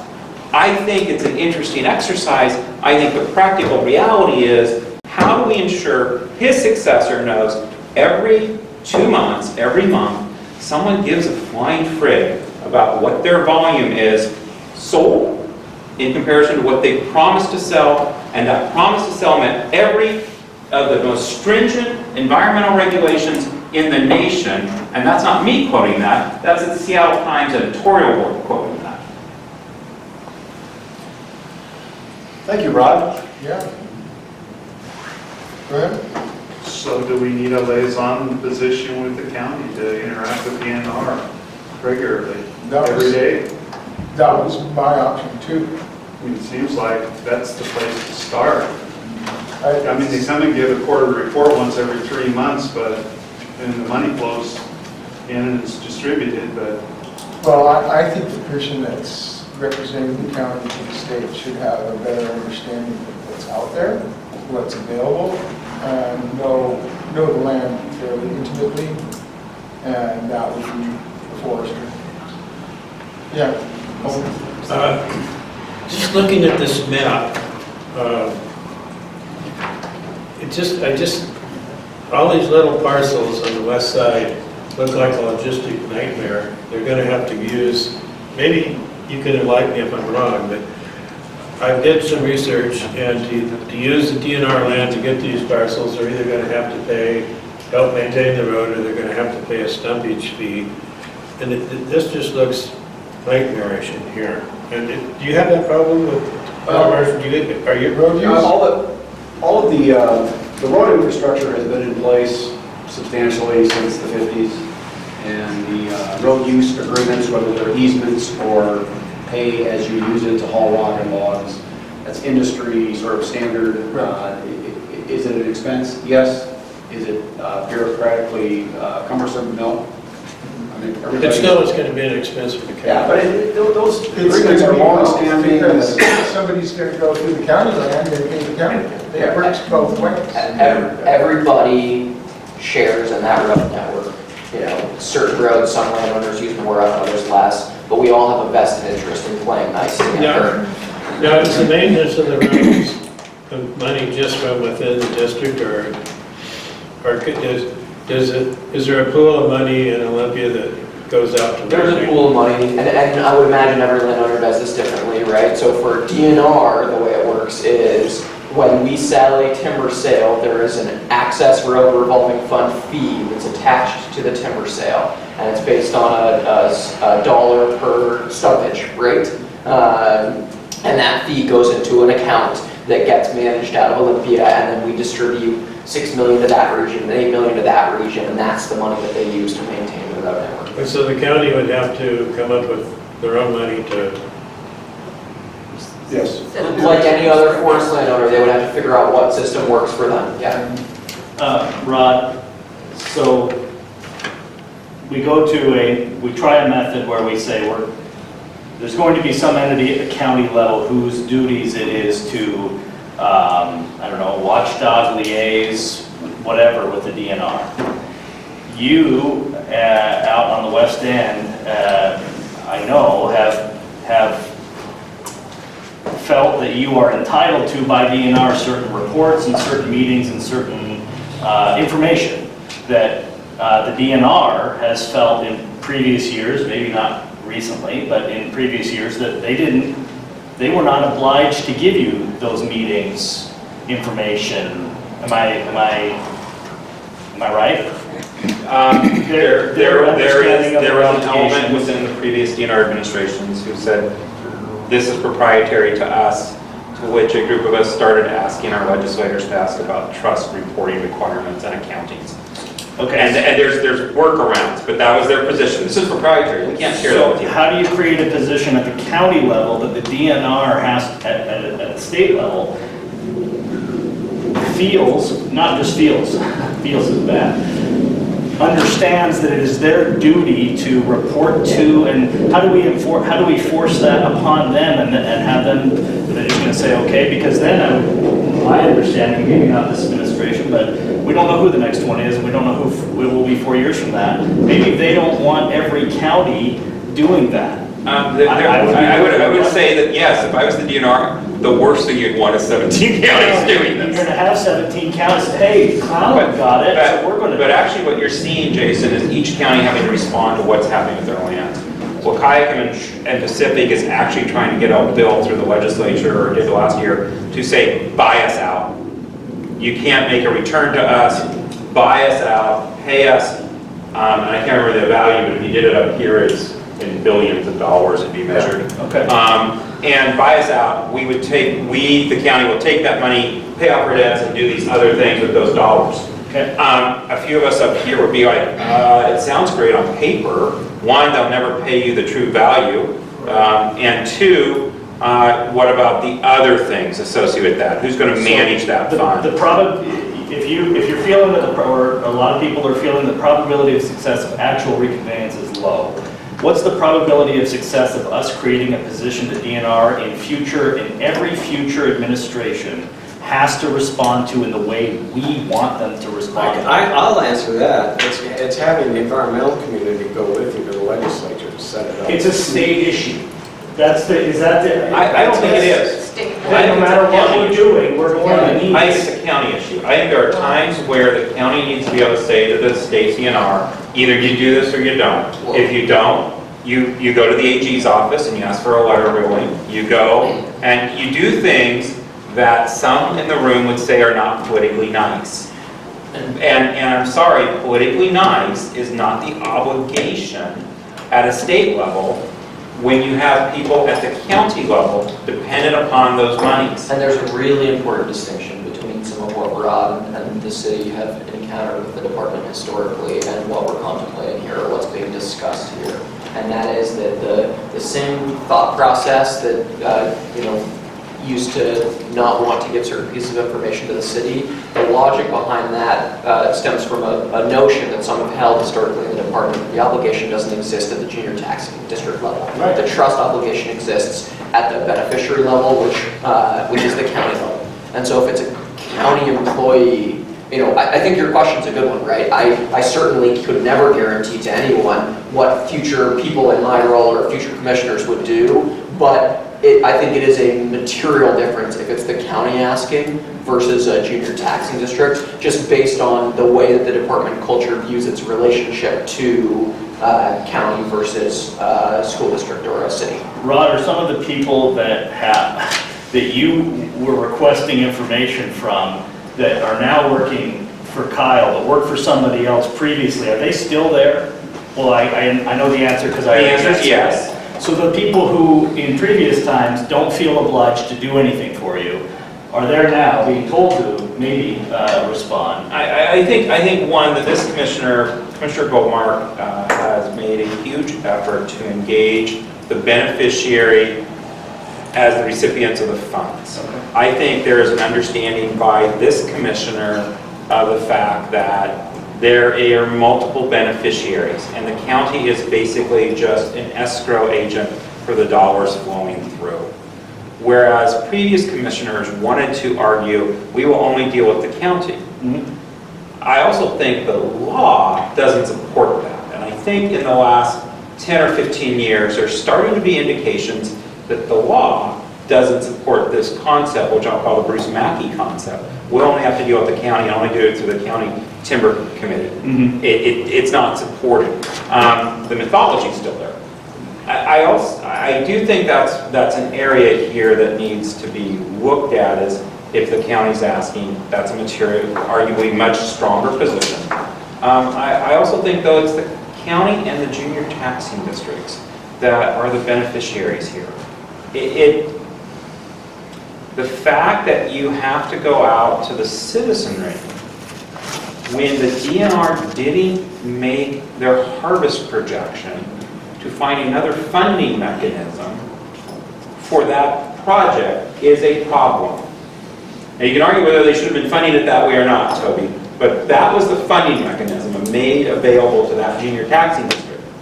And the DNR said, we're going to offer X million board feet every year out of your taxing district. And they didn't do it. I'm suggesting that it's a state issue because everything you're saying is correct, but politically things are a lot easier if you get the legislature to deal with it. And also would like to remind people that there are a number of large urban counties that are also significant beneficiaries that can be part of the picture. Go ahead. So if the county creates a position, a liaison position, I'm going to direct this to Kyle. If the county creates a liaison position, what kind of reception is that person going to have when they start calling out to Forks on a daily basis for information or whatever? How's that going to work? I can answer that question for you based on current people, but I could never answer that question for you probably on the timetable that would be beneficial. Probably right? depends on the person. It's like the Exactly, county, right? Recognizable. Yeah, I mean, it just depends on the ethic of the person in the job and how they feel about it. So Rod is absolutely right. This current commissioner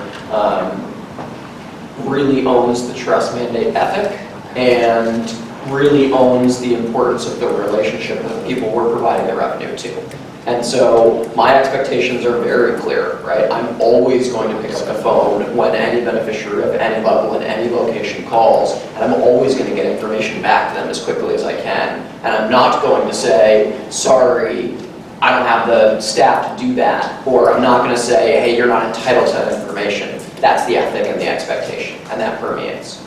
If it's different leadership that has a different opinion, I can't, unfortunately, give you much certainty beyond. So has any other county in the state done it? And would this be like an executive committee to the commissioner of, representative from all the counties looking after the beneficiary's best interests? That's a good question. I mean, I would say that even creating this commissioner, generally speaking, where counties have interest in interacting with the department, we want to maintain that relationship. There is a generally pretty decent ethic, I would argue, for the majority of folks in the department around service to the beneficiaries. So, Waukegan County is actually probably the most dependent county on our revenue. In the middle of the recession, we were as high as, I think, 40 or 45% of their operating budget as a county. That is much, much higher than any other county, including Clallam. Waukegan County doesn't have junior taxing districts in the same way. They keep the revenue.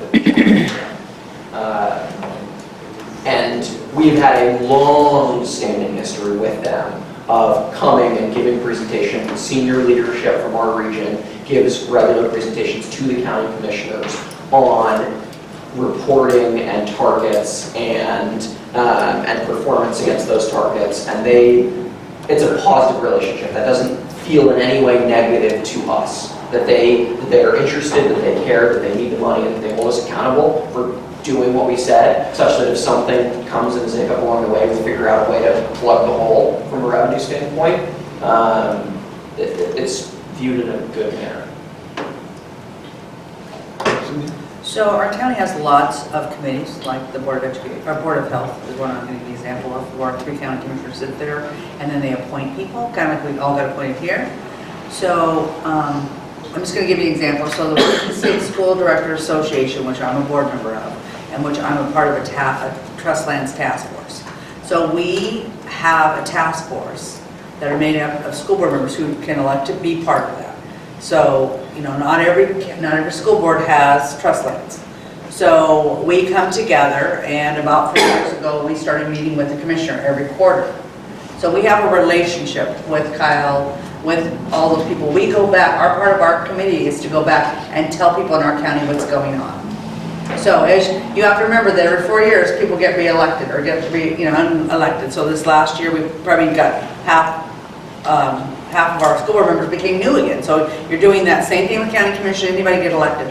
So we could form a county beneficiaries committee, and those people would be responsible, being the fire district or whatever, to go back and report back to them. And 3 commissioners could possibly sit on that committee, which would be really great because they'd be hearing the dialogue going on. They would be hearing how it's affecting, and the people sitting on that board would go back to their people, like if, let's just say somewhere that I was sitting there as a school board director. I would go back to my school board members in my county, which would include Cape Flat, Quilly Valley, Cape Flattery, Sequim, all those districts, and ask them. Some of them don't get trust lands, and I would go back and report back to them, and we'd have a dialogue going back and forth. And we could meet with the commissioner or that kind of stuff. You're going to get direct information. I think the meetings that we've been doing for 3 years with the DNR, because I think that the school board was the same way. It was just sitting out there. But the association realized how much money and how much impact it was doing to capitals and how much school districts, 295 school districts in the state, we were being impacted by that. And we were looking at every revenue we could do. Our committee is very active. We get results. So, and it's kind of an educational thing. You have to keep doing it over. So like today, Jim Squim is here from the school board. So we were reaching out to get more people involved.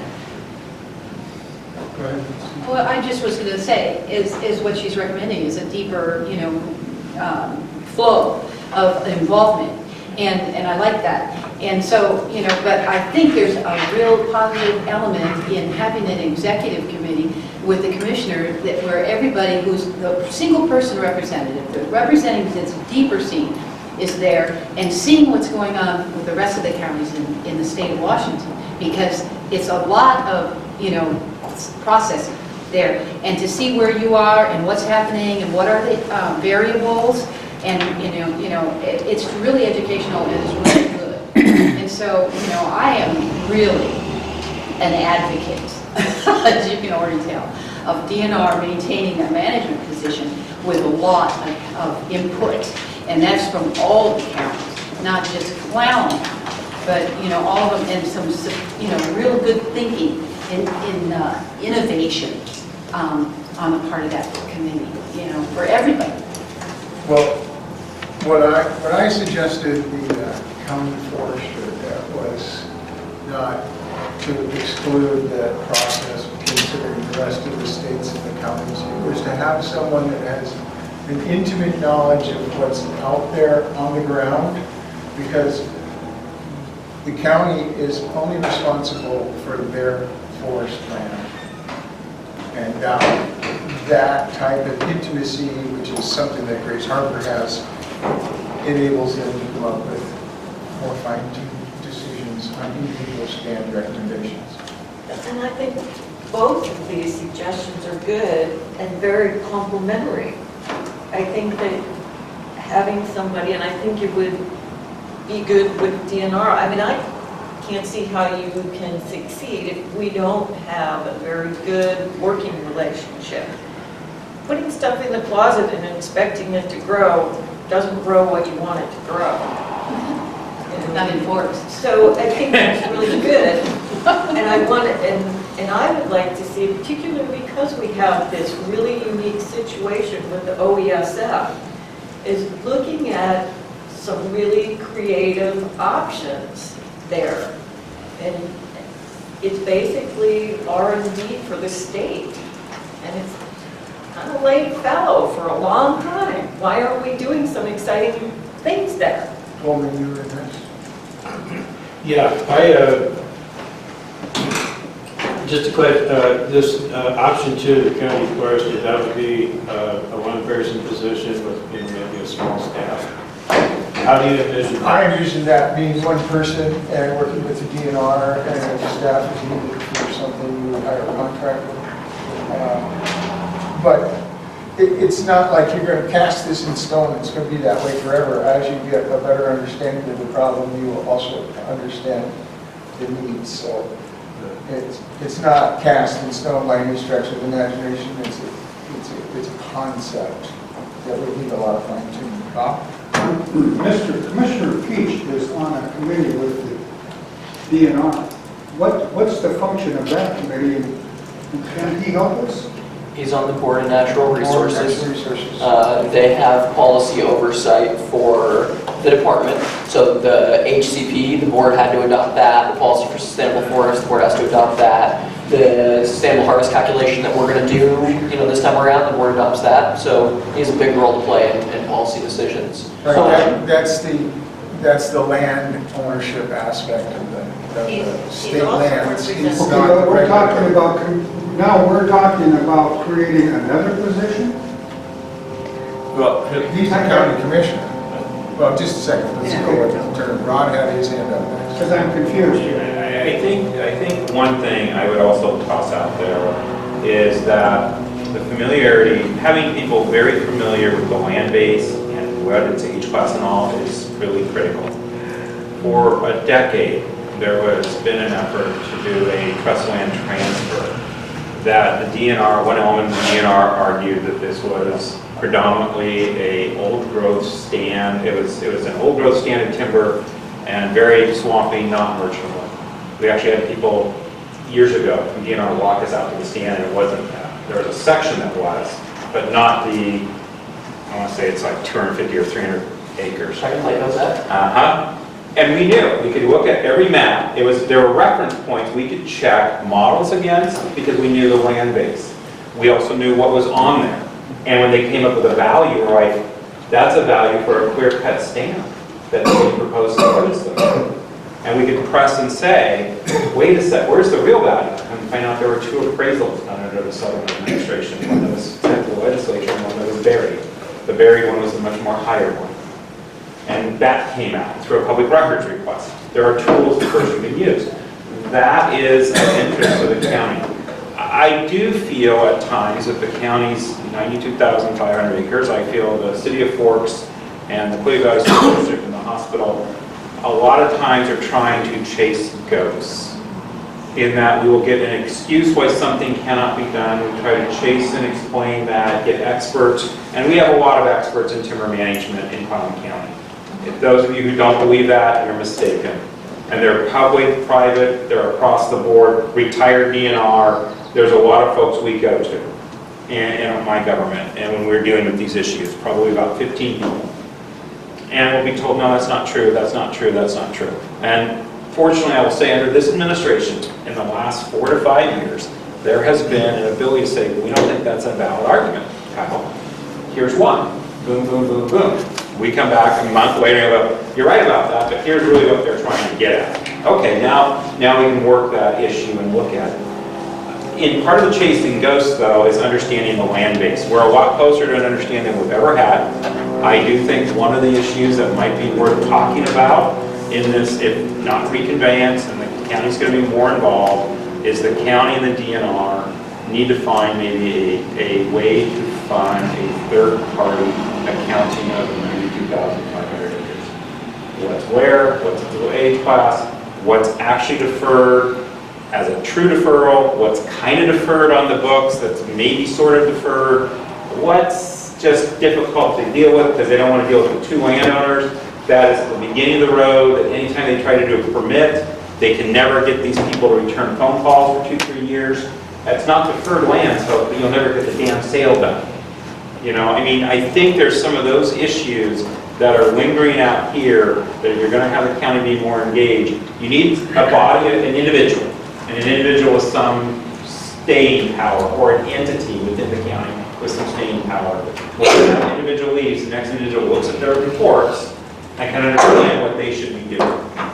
That sounds like a good argument for dynamic forest inventory. Why can't Bill Beach do that? I can't, because He's a county commissioner. Well, he's a county So what, wait a commissioner, minute, but wait a he minute. also represents commercial benefit interest in another one of the roles he But has. is there anybody currently working for Clallam County that has a better background in timber management than Commissioner Peach? No. I don't think he No, has he's the still appropriate enforcement. management that's in the best interest of the beneficiaries. That needs to be an independent person. And then that's you want an independent person, not a member, current member. We're trying to keep on terms here. Pardon? We're trying to get everybody Yeah, to okay. speak. So Mike, you're next. No matter what comes out of this, you're always going to have a whole bunch of risks involved in whatever's recommended. There's going to be some concerns about if you hire the local forester, will that be a revolving door, and they'll go back to work, or they'll get a payment or the stock. So odd things happen. So there's some other infrastructure, it sounds like people don't know about. So there's 21 counties are called the timber counties. And they are a cluster within statutory, but also within the Washington State Association of Counties. As far as I know, and I think I was through maybe 4, possibly 5 land commissioners, at any time that group wanted to meet with the commissioner would be there. Now, there was one that was a little reluctant, but she came too. So there were times when there was a little friction. I think Phil Kitchell probably can speak better to that era. But they also offered field trips when you'd ask it. They'd ask their staff if you picked a narrow topic and you were worried about HCP. In later years, they'd send maybe Angus or somebody. If you were worried about finance or the delay in payments or the 3-year contracts were being delayed, they would send somebody over who was an expert who would educate county commissioners. Now, of the 21, maybe, I don't know, Phil, what, a dozen are active counties. People like King, plus Snohomish, others, they're not that concerned about this. And to be honest, the state isn't all that concerned anymore. During the period of probably Dick Thompson, the aerospace, technology, industries were coming up so fast as far as a portion of state revenue, timber kind of took a back seat. There were always arguments about exports and non-exports, other traditional arguments, but when you'd ask OFM, and I actually did this a few times, because I was kind of worried, I didn't see it in their top 10 revenue-producing industries in the state. So I'd ask him, and he'd say, well, Commissioner, come on over and we'll talk about this, and I'll show you. We're concerned about the big dogs and their impact. So there was a period, and we may be still in that, I don't know. Factually, there was a county forester, used to be attached to the office of the assessor. I think Mel's son was the last one, he's deceased now. He doesn't do the same job that people are talking about here, but he got into that area. It's mostly about forest taxation, the other things. So it's an idea. They also had the opportunity to talk about putting land in different conservancy statutes and how that affected taxation, and was it open to the public if it went into a conservancy status. So there were some purposes within statutes that the auditor had a position like that. So I used to be a school district board member in Port Angeles, so I, like Cindy, there were a group of districts that were also concerned. They were concerned way back when, they probably still are now, maybe more, as all revenues get tight. So they're not only concerned about harvest revenues coming down in junior taxing districts, but other sources. So it isn't just timber that's an issue for a lot of junior taxing districts. Okay, what else?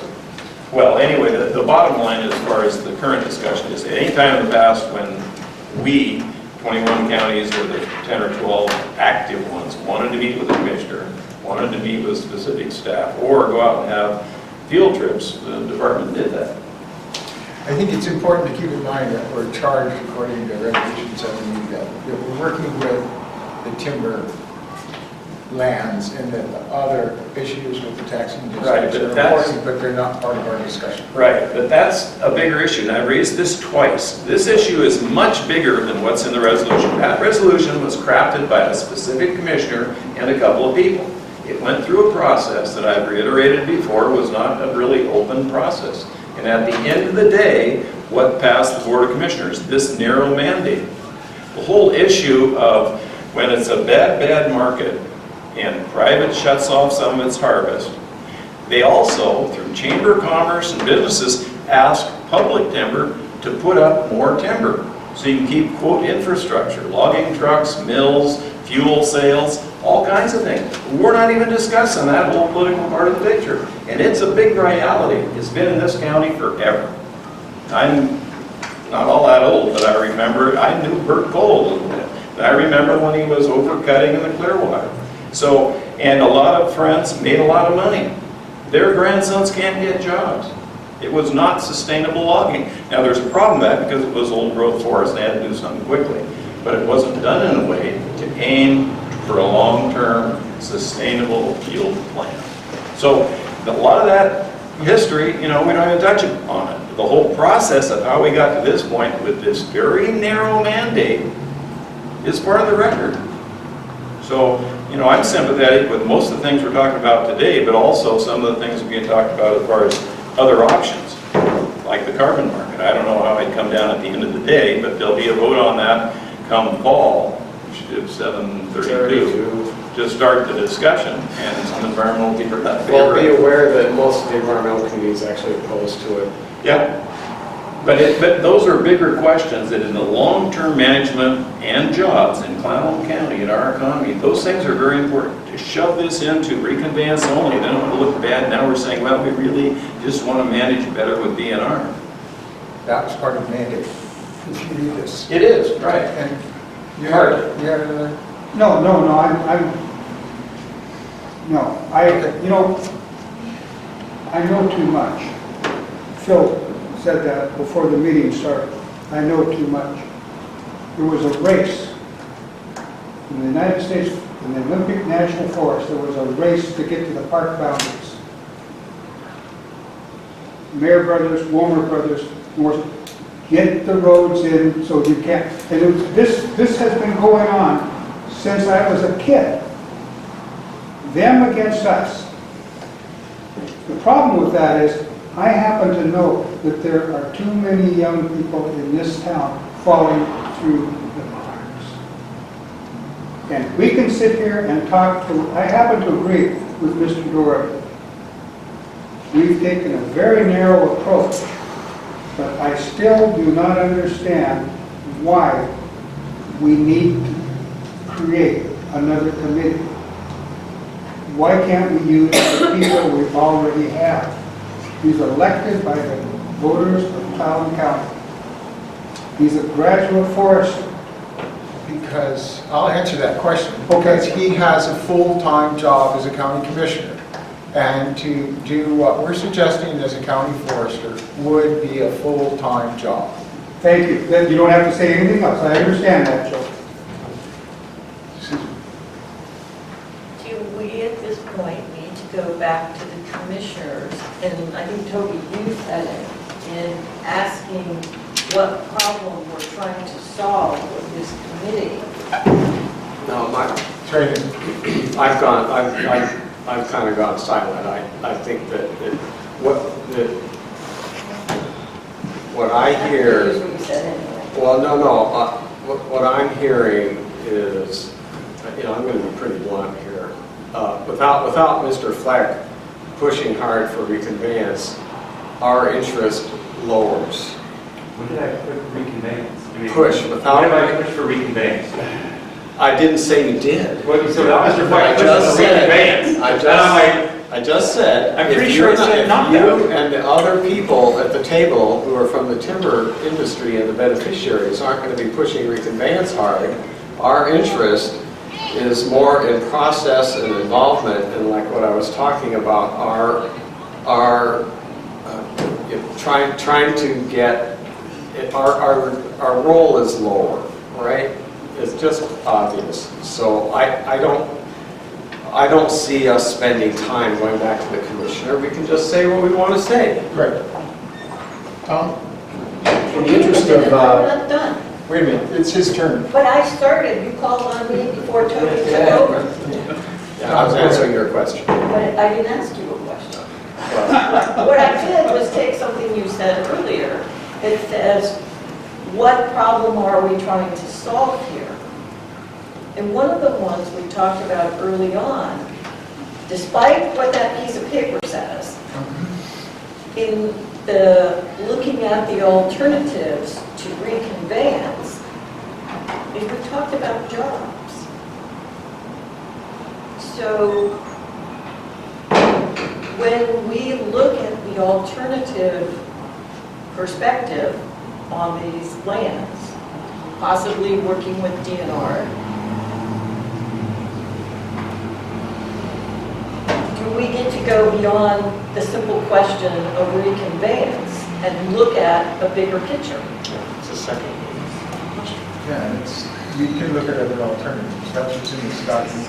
Well, that's not one of the ones that's written down. So that's why I had. given what Rod and Toby have commented on, the general feel in the room, and in the interest of checking an obligation off the list, can we have a substantive vote or a motion to dismiss the notion of reconveyance? Yeah, I think so. I think you should listen to Grace Harbor first. I think if you vote now without listening to what Grace Harbor did, you're also making a decision without all the Okay, information. well, we don't know the status of Grace Harbor. We didn't know. Yeah, well, it's not, Joe said we're going to bring it up on the next meeting. I have a thought about that, and that's that Grace Harbor is going to tell us a lot of cool stuff about their management costs and their revenues and their staffing and their road maintenance and their growth and yield and how great they do and how much revenue they provide to the county. But for the reasons you mentioned, Rod, reconveyance is a gauntlet that is may not be in the best interest to recommend. And so it's sort of like they're separate. And I agree with you. I'd love to listen to Grace Harbor County. I think they probably do a pretty good job, and it'd be fascinating. But if reconveyance is not likely, for the reasons you mentioned, make a motion. Well, and can't we, in this, looking at the second half of the question, learn from Grace Harbor and maybe not do reconveyance, but look at some of the innovative things they're doing? not reconveyed doesn't exclude that, does it? No. Okay. So just to get back to what this says, it says, next steps if reconveyance is not in the best interest of the county. So Okay. that's a clear answer to the question that you have. And you were next. I would like to caution one thing. When you compare Grace, when you look at Grace Harbor, you need to understand there's an 800-pound gorilla sitting in Shelton called the Simpson Timber Company, the fourth largest forest products company in the United States, and they control the Wainuchi and the Satsat watershed. If you don't believe me, try to go in there and work. You're going to work for Simpson. They're going to buy it. Simpson takes care of Simpson. They're a good company, but you can't, we don't have somebody like that in Clallam, that big power in Clallam County. We're no longer in the conversion business either, and But shelters. I just had a question for you. Are you advocating to listen to the benefits of listening to the situation in Grace County as a substitute, kind of like a substitute, or example of what would be here? Because is there so many For a lot of things that are reasons, different? Grace Harbor County is a lot different It than is. Clallam County. I'm talking about the land base and the restrictions, and the character of the land base is just wildly different, and it's just totally different. And while I think the Grace Harbor County presentation would be of interest, I think its relevance to a potential decision by this committee is pretty low. Coleman? Yeah, I was just going to say, I'm reluctant about reconveyance. I would be for it if I knew that the management by the county was going to be as good or better than DNR's. But at this point, there's just absolutely nothing on the table as to what would happen if we reconvey. So I would feel more comfortable about listening hearing Grace Harbor, but if the vote's today, that's fine. I'd be happy to hear Grace Harbor, but I think we're going to be here in August saying, wow, that was really neat. But for these reasons, mostly related to HCP, and the reasons Rob referred to, the barriers to reconveyance are significant. I just can't see it happening. So, yeah. I make a motion that we vote to reconvey, I make a motion that we, on a vote, to, advise the county commissioners for reconveyance. Did I clearly get at part one? Because if it's not, then we move on. The vote is no, then we move on to part two of that. Second. So I move to have a vote for reconveyance, to advise the county commissioners for reconveyance of county forest board transfer and purchase land. Ron, did you get that? I'm trying. Okay, let's make sure you get it before we do the vote. And Cindy, did you second? I did. Okay. Just to finish it off, so that's the first part of our charge. It's either a yes or a no, and if it's a no, then we can move on to part two of that. This is a big check. Let's put the checkbox out of the way. It's June, and we need to be able to finish by December. By December, correct? So the motion I have written down is motion to advise the county commissioners to seek reconveyance of county forest board transfer lands. Well, it's state forest lands, is the problem I was having. Sounds better than how I said it. That's exactly State forest lands, to reconvey state forest lands to Clallam County. State Forest Trust Land. It's a statutory phrase. So we'd say the 92,000 acres that we've been Right, the land we've been talking about for 6 months. It's pretty bad. We can put up the map. Well, you're right. The problem is there's three or four ways people refer to these lands, and one is the statutory, one's the prior statutory, one's a vernacular, and one's a number. Okay, is everybody clear what we're talking about? Yes. Is everybody clear on the motion? Is there any further discussion on that motion? Hearing none, all those in favor say aye. Aye.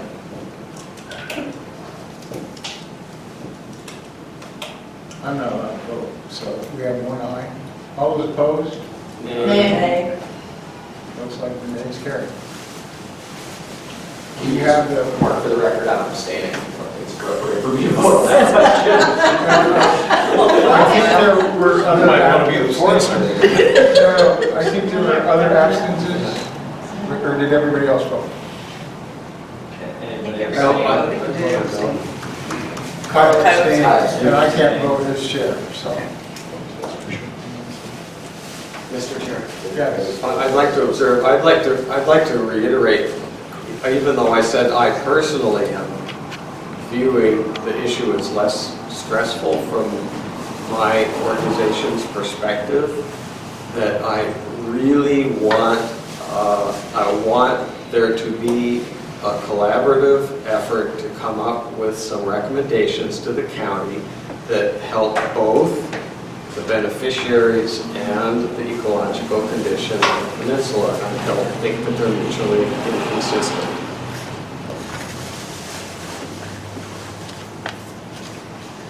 Well, we got through that. Let's talk about the next item. Because I don't think we're going to kind of address those things. That's going to take some time. And that's going to address. So I think it might be appropriate at this point to fill in on Grace Harbor, at least what I've learned there, before we go into Kyle's update on data requests from DNR. That is that as you may remember, at our last meeting, I brought a list of questions, and then I compiled your questions into a single list of questions, which I sent to the county commissioners, and a request to forward those to their foresters. So we exchanged a couple emails there. Actually, we didn't exchange any emails. I sent emails. I've made several phone calls, talked to staff. I've gotten continued, we'll get back to you answers with no getting back to me at all. Not even to say they're not coming, but I seriously think they're not going to come. Because of, I think probably the request went to their attorneys, and their attorney says, no way. And it's my understanding that this is not an uncommon response that Grace Harbor gives to these issues. I'll tell you what I do know about Grace Harbor. Tom, if you know different, fill in, please. They manage around 39,000 acres. They have two foresters that both have been with the county for a number of years, like over 20, I think it's more like 25. They do all of the work where they need help. They hire consultants, whether that's inventory work, timber sales layout, silviculture. That's all work done by contractors. These two foresters simply manage that work. If you do some back of the envelope calculating, based on that acreage, somewhere between 20 and 30 million more feet could be harvested from that. Probably closer to 20. But I don't really know. Percent annual? Annually, yes. I don't really know how much is reserved for riparian buffers. They would be managing under the Forest and Fish HCP. They would harvest somewhere between 500 and 700 acres a year. And I'm sure they have the cycles that we've talked about, whether it's the rearage trees, how you manage lands. There's going to be markets are better some years than others. This is totally back of the envelope guesses from my experiences managing forest inventories for 36 years. That's silviculture. So, Tom, would you have something?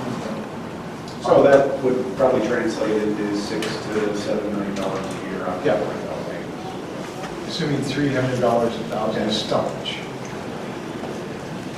I don't know if the big timber tax has a government or not. We have to when we sell our trees. Okay, so. I think the DNR has their volumes broken out by county, state DNR, and Grace Harbor, federal and private. I can't remember what those numbers are. They don't give revenue, but it's online. Why would you have county trust lands revenues in Grace Harbor if you don't manage it? I wouldn't. Well, I have private as well. It's part of the annual report. Wait, the DNR HCP annual report? I suppose the Department of Revenue may have a sort that they can go through to see what timber taxes have been paid by Grace Harbor County timber purchasers. But that is not predicated on revenue, that's predicated on volume and assumed revenues by the Department of Revenue. I think it's part of the annual mill survey, isn't it? I can't remember what the title is, but I found it online. The state timber harvest report, the annual timber harvest report, it breaks it out by county, but that's all harvested within the county by all landowners. But then Public, private. They broke it out by county, but then they also broke it out federal, private, state, and in the case of Grace Harbor, they broke it out Grace Harbor and DNR, two separate categories. Yeah, I don't know if that's a report that the department produces. That sounds like that's a different report. Department of Revenue. Yeah. You think it's a DNR report, Jim? Well, I'll have to find it. Okay, fair enough. I'm just not familiar with it. Can you send the link to Lonnie? Yeah, that would be good. I will continue to follow up and see, but at this time, I would plan on Grace Harbor not coming in August.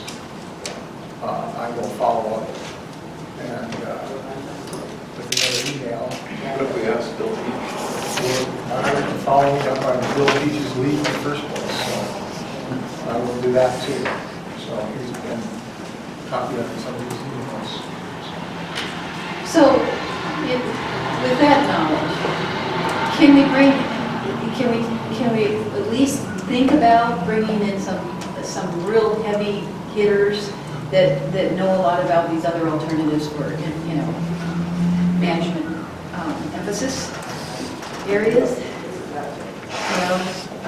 We keep bringing up the carbon target thing, but we don't know very much about it. But apparently, there are some people that do, and it would behoove us to look at that as an equalizer that would make a sustainable income for our junior taxing districts. And if we could research that and be the first on the list and start taking advantage of some of these alternatives. If we've been standing here waiting for Grace Harbor to step up to the bat. Well, we actually have an example. The Environmental Council worked with the Nisqually Land Trust to get the first carbon credit using the California market to buy some, and Microsoft money, to buy some land up in the Nisqually. Well, selling the land is an option that I put out. You can do that, but my experience with carbon markets is shelling. It might be, but it may not be. It might be, but I think I've spent more time studying them than I do. Go ahead. Well, we've actually looked at the carbon market. The California market doesn't work for us. It's about $12 a ton. We won't get very much income off that. They exclude a lot of things, everything that's not emitter.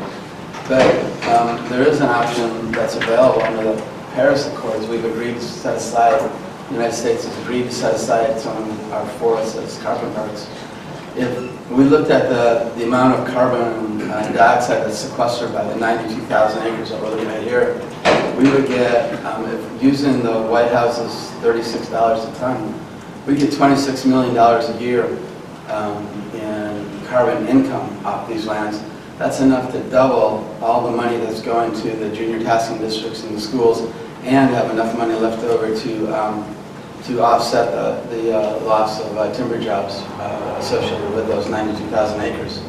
it's something that the market hasn't been established yet, but it's being formed, and it'd be nice to take a look at that.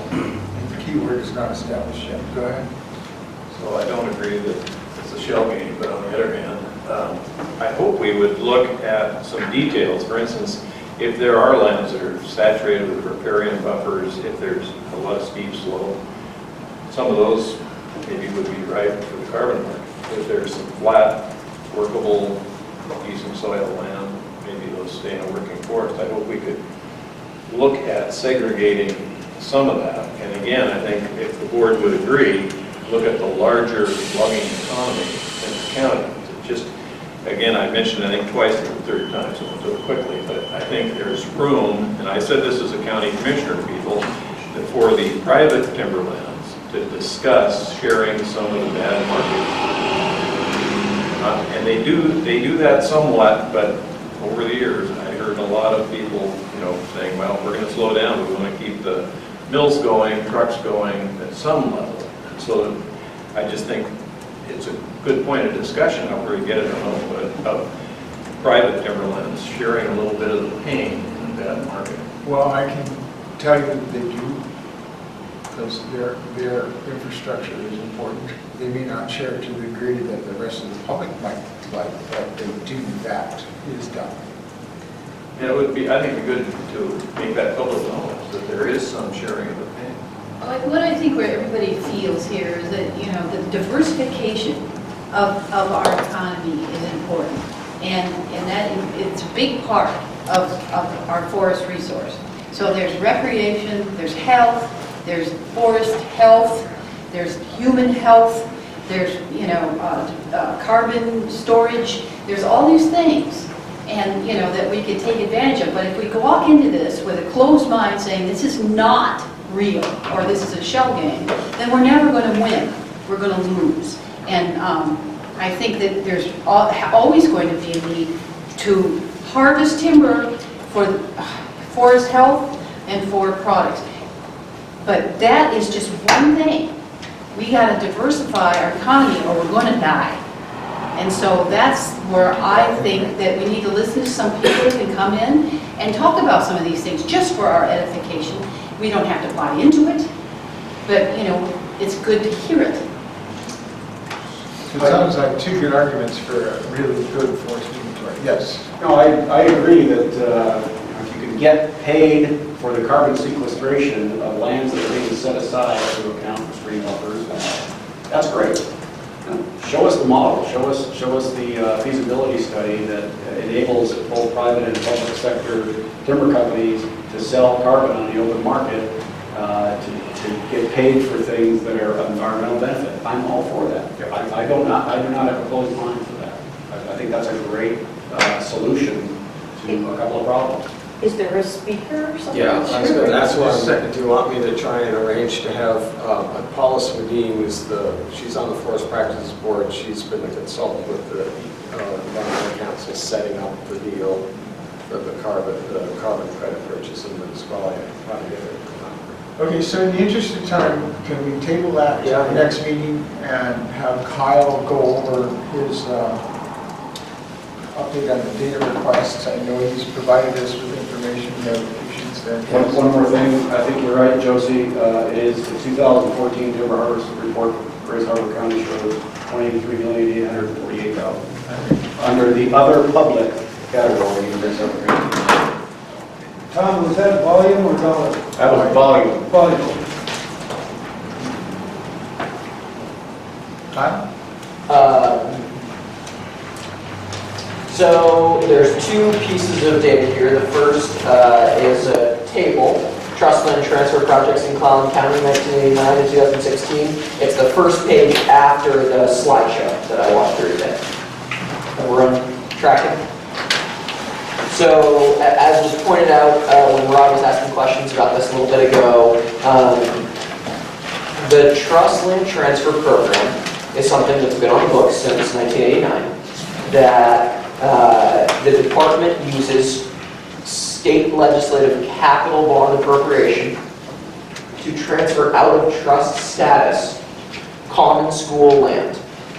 It transfers out of trust status to a variety of different other ownerships, and that's under the recipient column on this table. That's who the recipient of the trust land transfer was. So there was actually one that became a Clallam County park, a lot of them became DNR, or became state of Washington parks.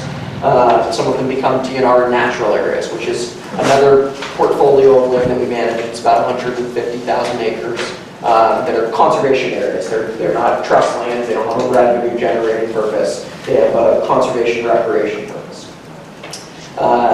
This was a piece of information that somebody requested at a previous meeting. I apologize, I can't remember to who. I think it might have been Mike, but I can't honestly remember. This isn't directly applicable to the 92,000 acres because it only applies to common school ground. That's the land that you can trust and transfer.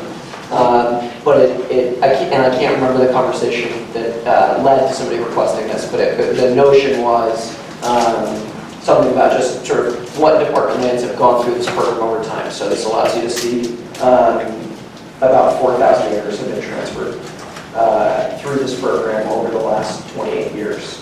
There's a very small acreage, the second table, 74 acres, that have a 50-year lease. For the most part, trust land transfer is an outright deed transfer. So we transfer title to the property to some other owner. There was a very brief period in time in 2009 where the legislature chose, rather than the normal method of transaction, to do 50-year leases, basically a conservation lease on the property, so DNR still holds title. You can see that doesn't affect very many acres. So that's the skinny on trust land transfer. Right, I was going to say, I think this came out of the discussion when they were talking about HCP and lands transferring in and out. I think that was just one of the ancillary comments. Yes. The $24,819,000. Yep. Is that just the appraised value, or does that money actually change hands? That money actually changes hands. So 24 million bucks over this period, or 25 million, got put into the common school construction account for K through 12 education. The 3.9 million land value, the department used to purchase replacement lands, replacement working forests. It's the way the program works. So the legislature would have appropriated about 29 million bucks over this time, and that's where it goes. 25, whatever timber value there is, goes to the common school construction account, and the land value is always maintained by the department for buying replacement. So in the case of the Hobo, the legislature authorized funds to pay, to give to the state parks, to give to the DNR, to transfer that land to their ownership. Yep. Coleman, Yeah, when you transfer land, do you have to, that's a loss of revenue, do you have to make that up somewhere with new lands, or? Do we have to make that up somewhere with new lands? The model of the program is that the beneficiary gets compensated for the value of the trees, right? I mean, what we oftentimes refer to trust land transfer as a virtual harvest, because whatever the value of the timber is as it was appraised does go to the beneficiary, the same as it would if we had cut the timber. And then the land value that we retain that we use to buy replacement, the idea is then that allows a new forest to start growing. So ideally, if the program is functioning the way it's supposed to, the beneficiary is fully whole through the trust land transfer process because they get the timber rotation revenue, and we're not diminishing the purpose of the trust. There's land that exists now that's been purchased that looks out for that next rotation. That kind of assumes a clear-cut status on the whole thing. Yes. Yeah. So you're not limited though with the $3.9 million to purchase bare land. You can purchase rebond. Correct. You just have to exchange value for value. Yeah, and for that matter, since it's common school, I could purchase agriculture land in eastern Washington with that money. Which might be incredibly Sugar. We've done it. I mean, 75–80% of the department's revenue comes through timber. We buy a lot of ag land under this commissioner because one, the return is good, and two, it's a portfolio diversifier for us. There are 3 E's from one another. Right. Yes, believe in agriculture, yes. You want to go into the other? Gladly, yeah. So the other one, there were a lot of questions asked about our inventory and the degree to which we ground sample and how much do we truth out the data that we get from our remote sensing tools. I'm not going to read this to you, it's 5 pages, so I would encourage anybody who's got an interest in the way our inventory program functions to read it. You will note it is very technical in nature. But that's what inventory at page 1. That's what an inventory is, right? An inventory program has an awful lot of statistical rigor behind it if it's going to be successful. And I will be the first to admit I don't understand this stuff particularly well. So if there are questions that come up, certainly feel free, as always, to send them to me. I will not be the one answering them. I will be passing them to staff who manage our inventory program to give answers to any good questions that you might have about it. But this, I hope and trust, helps anyone who wants to dig into our inventory program and understand how it's built to get a little bit more info than I've been able to provide. Okay.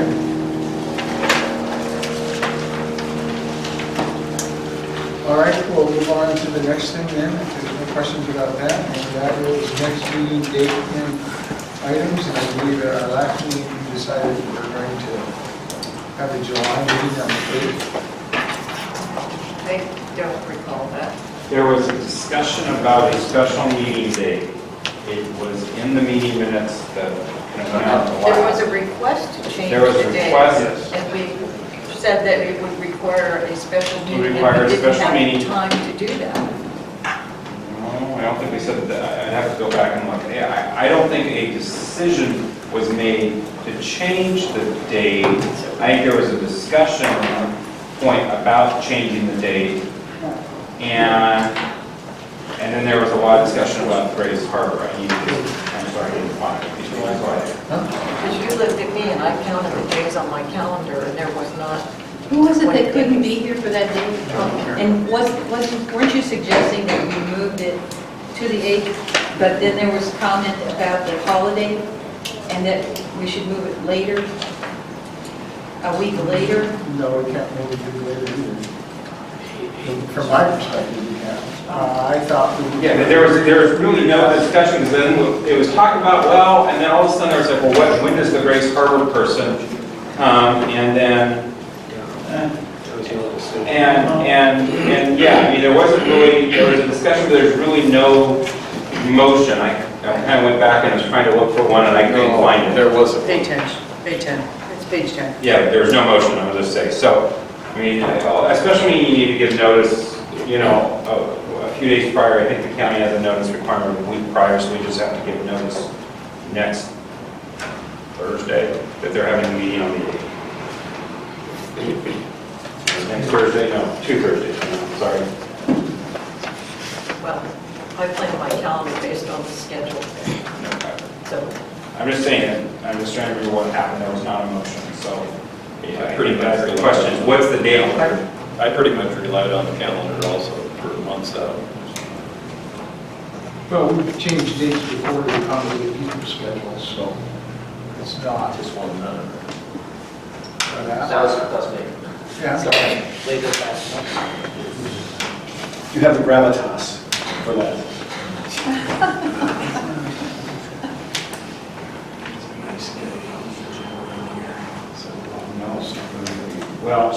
Well, I mean, I think there's a date question, and then there's really what's on your next agenda. And I will say, and type in the meeting minutes, and I sent out a note to the exec committee about, hey, look at the meeting minutes, especially in preparation for this meeting, because there were some things talked about. One was the OESF. And that's kind of been lingering. That's actually, I found it daisy chained in a couple meetings. And so I was like, okay. And I mean, as I've said in the past when that's come up, I'm more than happy to facilitate that. So during this section of the meeting, whenever the committee says, we want somebody from DNR to come give a more thorough update on the OESF, all I need to know is which meeting it is, and I'll get somebody here.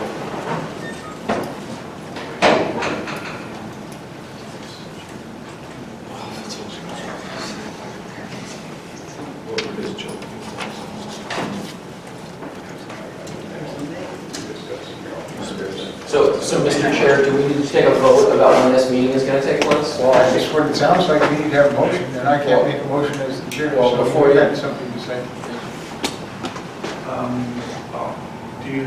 Are you going to firm up the agenda of what's going to be during the next meeting? Is it going to be about the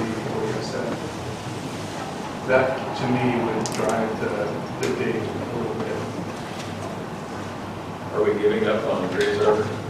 Sounds to me like It sounds to me like from what they've responded, I mean, how many times can you call them and expect them to come around and with their arms open and say, oh shit, we ignored you for a month and now we're all excited about coming. I'm just reading between the lines, but. Would you like me to call for Well, one commissioner commissioner committed to Phil, or not to Phil, to Peach, that he'd come, and usually. That's who I've been talking to, Mike. Well, maybe he promised. We'll build a fire under his ass. Talks cheap. Tell him to get up here. Yeah. So along those lines, if the bulk of the next meeting is going to be driven by Kyle on the OESF, I mean, that could be a full meeting. I would think Do you feel like you would miss out on much if you weren't here for that meeting? That's Well, what let's I'm put it this asking. way. I requested to change the meeting because I would like to be part of it. If you guys don't care, I'm asking. yeah, I'd like to be part of it. I make a motion that we change it to July 8th I'll second that. for purposes of conversation. So moving in second, we change the discussion. Yeah, discussion, as long as it's about OESF, I don't mind changing the date, that's my discussion. I don't think it's going to be about Grace Harbor. Oh, no, if it was about Grace Harbor, I wouldn't mind either. There's some issues I would mind, but those two, I can come out here without having to think about it in advance, so this will apply, because I'm on my calendar. Kyle, can you get somebody by the 8th of July? Yes. Who the somebody is, I don't know. What? That's a fair answer. There's 1,000 people to choose from. No, I just like that for another reason. You know why? Who's going to talk about the OSF in the DNR? That's a good question. So yes, somebody from the DNR will be here. Without looking at their calendars, I don't know who it will be. There are a lot of people who can talk about the OESF. Yeah. I mean, if you wanted, you could invite our 8-day retired Olympic region manager Sue Trebek to do it. She 8 days? Well, she's retired at the end of this month, so if it's July 8th. She's probably one of the, she and I were talking, we're down to 1 or 2 people who are with the department when the OESF was created. And she's the last one who was actually kind of there in the creation, not just working in the department. Yeah. And she goes, one of the biggest things she's mentioned to me is, she goes, you don't know how many times I had to yell at the phone saying, that is not what the intent was, that's not what that phrase means. I've been on the other end of the phone. Versus the person saying, well, no, it must mean that, because that's what I want it to mean. I'm like, okay. So is there more discussion on this meeting date change? Okay, all those in favor say aye. Aye. Opposed, same sign. Motion carries. Thank you. Okay, so now that we have the date, is it what topics? I think it's predominantly the OESF is what you talked about. That's great. Can I say, I'm just looking at the words in the resolution, and we may not have to necessarily discuss it on the 8th, but if people could bring it on the 8th. If reconveyance is not in the best interest of the county, the motion didn't talk about the interest. So what I would ask people to do, on their own, don't broadcast share it, but come in on the 8th with a small paragraph of why you think that was not in the best interest of the county. And then what I can try to do with Lonnie is collect all those into a series of paragraphs that might be able to be whittled down by Lonnie and I between July and August with everybody's submission, and then a amalgamation translation into a paragraph or a page or something, because that was the first question. And people voted, and I didn't raise it at the time, but I'm like, okay, now that we voted, we have to explain why. So I think we need to do that. Yeah, I agree with that, but for purposes of the agenda, that has to, because it's a special meeting Wednesday. No, just bring it to submit. No, I have something beyond that. What's the date that it has to go out? Because it's a special meeting?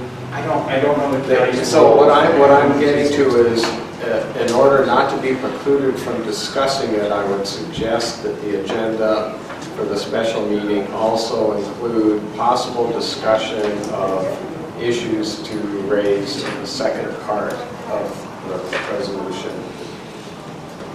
I'm fine with that, because I was going to make that as part of the debate on how long the OESF is, but if we have someone up here on the OESF, and it's going to take a couple hours, then I would table that discussion out of courtesy for them. If we don't get to it, we don't get to it. But at least we have it on the... Put it on the agenda.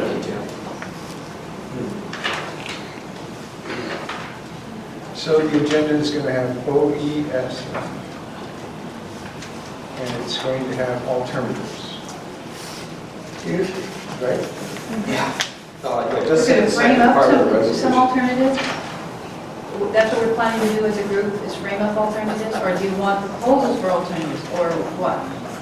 I thought I would probably say issues, the agenda to raise issues to raise regarding the second part of the resolution. Yes. That's different than alternatives, so that's why I'm like, be broad as possible. So we're getting to the question that says next steps if reconveyance is not in the best interest of the county.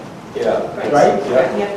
That's section 3, letter F. So use that as your guidance when you prepare for the meeting. but my request to you is a different homework assignment. Yeah. And that will not. If I don't get it, then it will be my words that will be written. Well, it could be. Oh, God forbid. That really means you should write. Right. So you really want us to email these, so you think it's right? No, he said bring them. I bring them that way, you don't have to worry about the public records issue. If you bring them here, then I can PDF them, and then it's what you wrote and what you gave me. Okay. See, as an attorney, I have a different way of playing with your evidence. Okay, evidence. It's putting Well, this is what you actually wrote. Discussion. Mike, you had something? So it may be premature to finalize that sort of wording. Yeah, no, this is just alternatives, there'll be more to the story. Yeah, this is just why you voted. You made a vote, and the way the resolution says, if you vote, it's not in the best interest. So the decision was made, it's not in the best interest. Why? And so we can start drafting something. Yes, we get it. And technically by our bylaws, Jason gets a right to a minority report. Correct. Right. Yeah, and you two abstainers can too. Yeah. Yeah, no, exactly. So we're on 3B, right? Is that correct, sir? You're in the resolution, I'm sorry. Let me get that in front of me. The resolution- Memory doesn't work real well. No, we're on 3F is what's for the next meeting, is what we talked about. Next steps if reconveyance is not in the best interest of the county. Okay, excuse me, sir. Actually, I see you're in 2B. 2B, right. You're in 2B and 3F. Okay, thank you.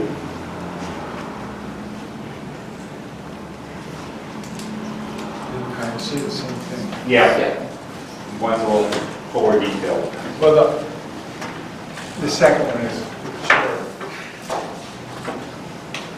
Okay, so we've decided that the OESF is the next meeting, and we're going to call it whatever you want, but I'm calling it alternatives, just for my notes purpose. We'll add some more words to it. And that's our next meeting. It will be on July 8th at noon in this room. Is that right? If we check, is the county, is it open? Usually Fridays is the good day, as I recall. Let me just double check. So, okay, that's, well, he's checking that. Go ahead. Are you thinking out beyond that meeting at all? I've thought out all the way through the end of the year. So are you thinking about field trips at all? It came up previously, or do you think that's not necessary now? I'd be happy with the field. I'd like to do a trip.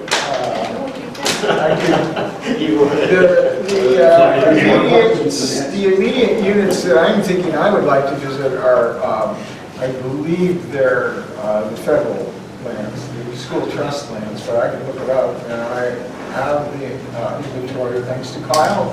We can actually look at other stands that maybe are closer. So the one just went out to bid was the Deer Park area, I think, during this week, so it's close. I suppose we could put a field trip discussion on our next agenda so we can bring up. So what would you like to see? You want to see a cut? You want to see a thinning? The office is, the room's open, so we can meet here on the 8th. Okay. The notice question is being asked by Sydney. Is that a Friday? It's a Friday, yes. Okay.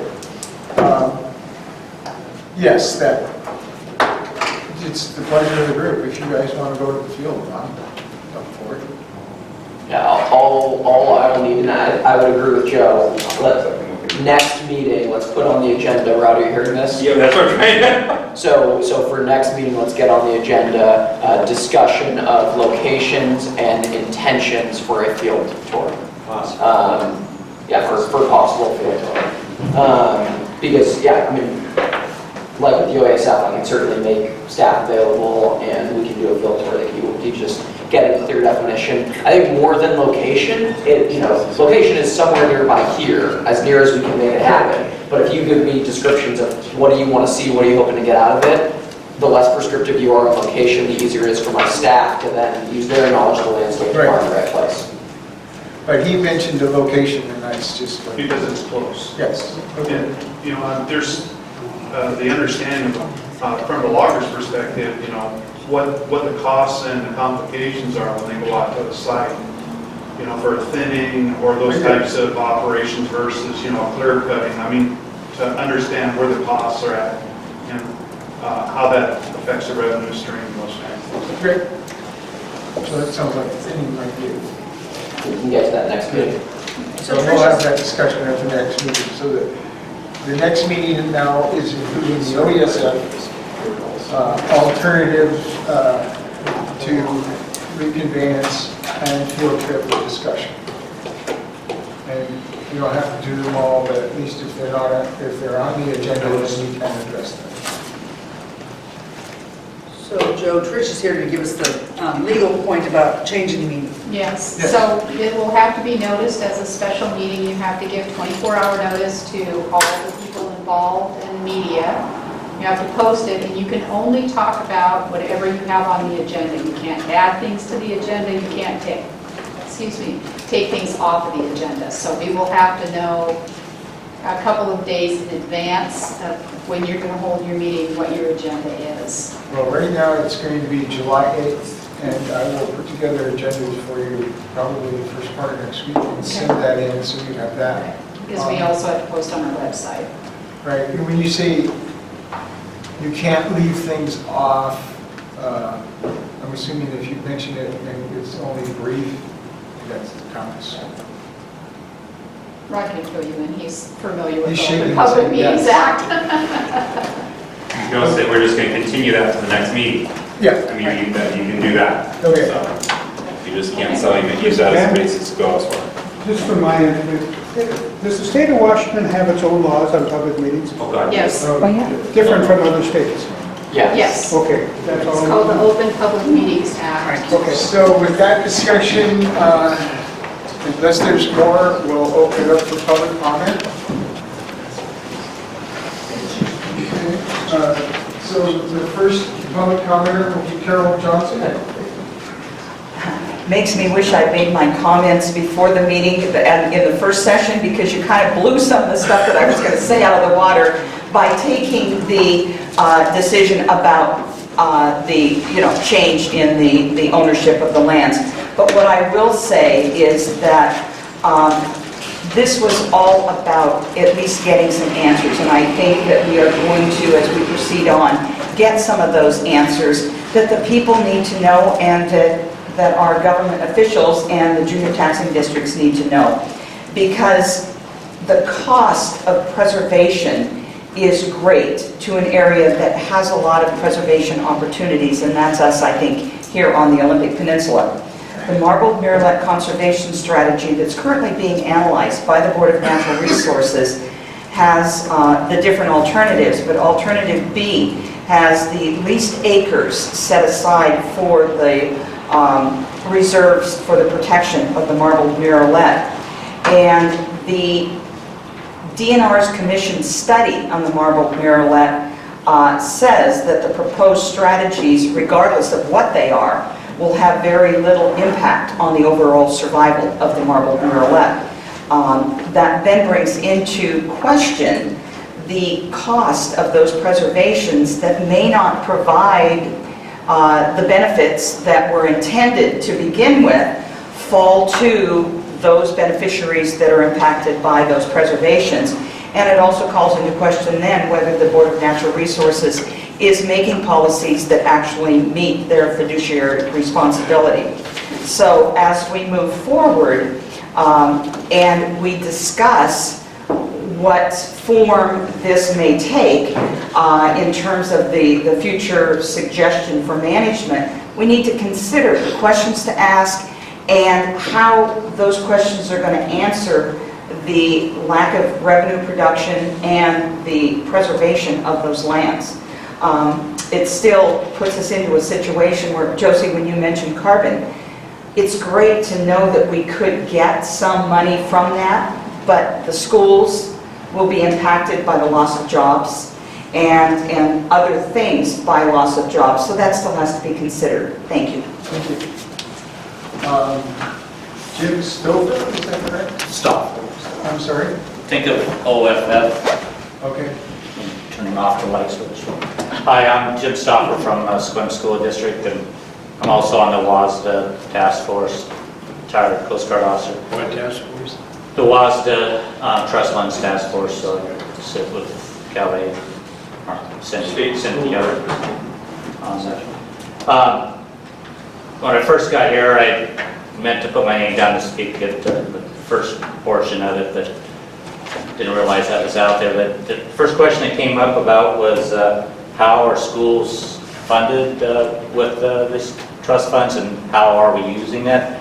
You know, I know on the Sequim School District perspective, we get some money in, but the state immediately takes that back out, so it's not a large sum sitting out there, and our voters out there, think that there's this large pot of money out there for us to reach in and use all the time, and we face this every time when we're trying to pass a bond facility that we're not utilizing those funds correctly, or we've mismanaged them and so forth, and we need help from, say, this board and DNR and other state agencies that that is not accurate. You know, we had a bond proposal just on February, and we were trying to build a couple buildings. Now, we would have got some trust funds to in that if that bond had passed, and that would have helped us tear down our old condemned community school and build a new elementary, and that was about $2 million worth. So next, I thank you for your work. I know these are not easy questions, and the dialogue here was interesting. It gives me some more information to go back to my school board, which meets Monday night, and then to our constituents there in the eastern part of Clallam County. I also attend every once in a while the Education Funding Task Force, which is the McClary Task Force group that was formed by the governor. And last Wednesday, they were talking about trust land monies. Where is that going, and where does that play into the McClary picture? So all good information. I think at the end of the day for us is what exactly will the schools get, and whether that the county manages it or it stays with DNR. That's what we need to know, and that's what we need for our voters need to know also. So, thank you for your work. Bill Kitchell.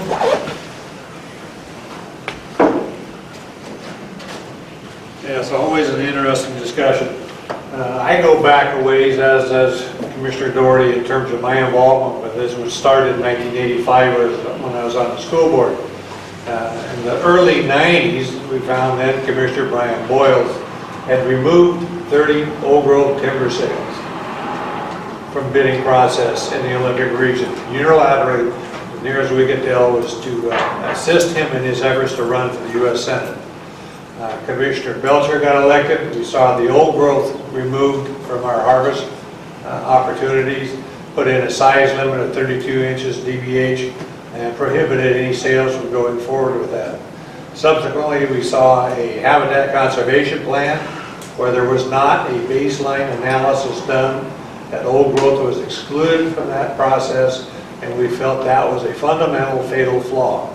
Subsequently to that, we saw under Commissioner Sutherland, we saw the sustainable forest policy and the old growth policies. And my point of this is every one of those extracted more revenue, more money, more land from the trust beneficiaries. Now for this body or any county or any trust beneficiary to think you're going to appoint a forester or somebody to monitor this thing and expect to receive more revenues to comply with what I consider to be the trust mandate and the paramount duty provisions of the state constitution is not going to happen. Unless you're going to discuss at the board level some method or manner or through the court system by which you will increase those acres available for harvest and the revenue from those acres. It's not just that they cut X number of board feet, it is that they maximize those revenues, which means you have to clear cut in older stands. And right now, under the regulations adopted by the Board of Natural Resources, you cannot do that. So I appreciate your discussion on this. Another very enjoyable, lively discussion, but honestly, folks, unless you're going to change some of the policies at the board level, it's not going to happen. Thank you. Thank you. Okay, that's all the public comment we have. So, with that, I move it. Second. Thanks, everybody. Did we vote on the motion? We didn't, but there is leading. Unanimous consent is what gets written down.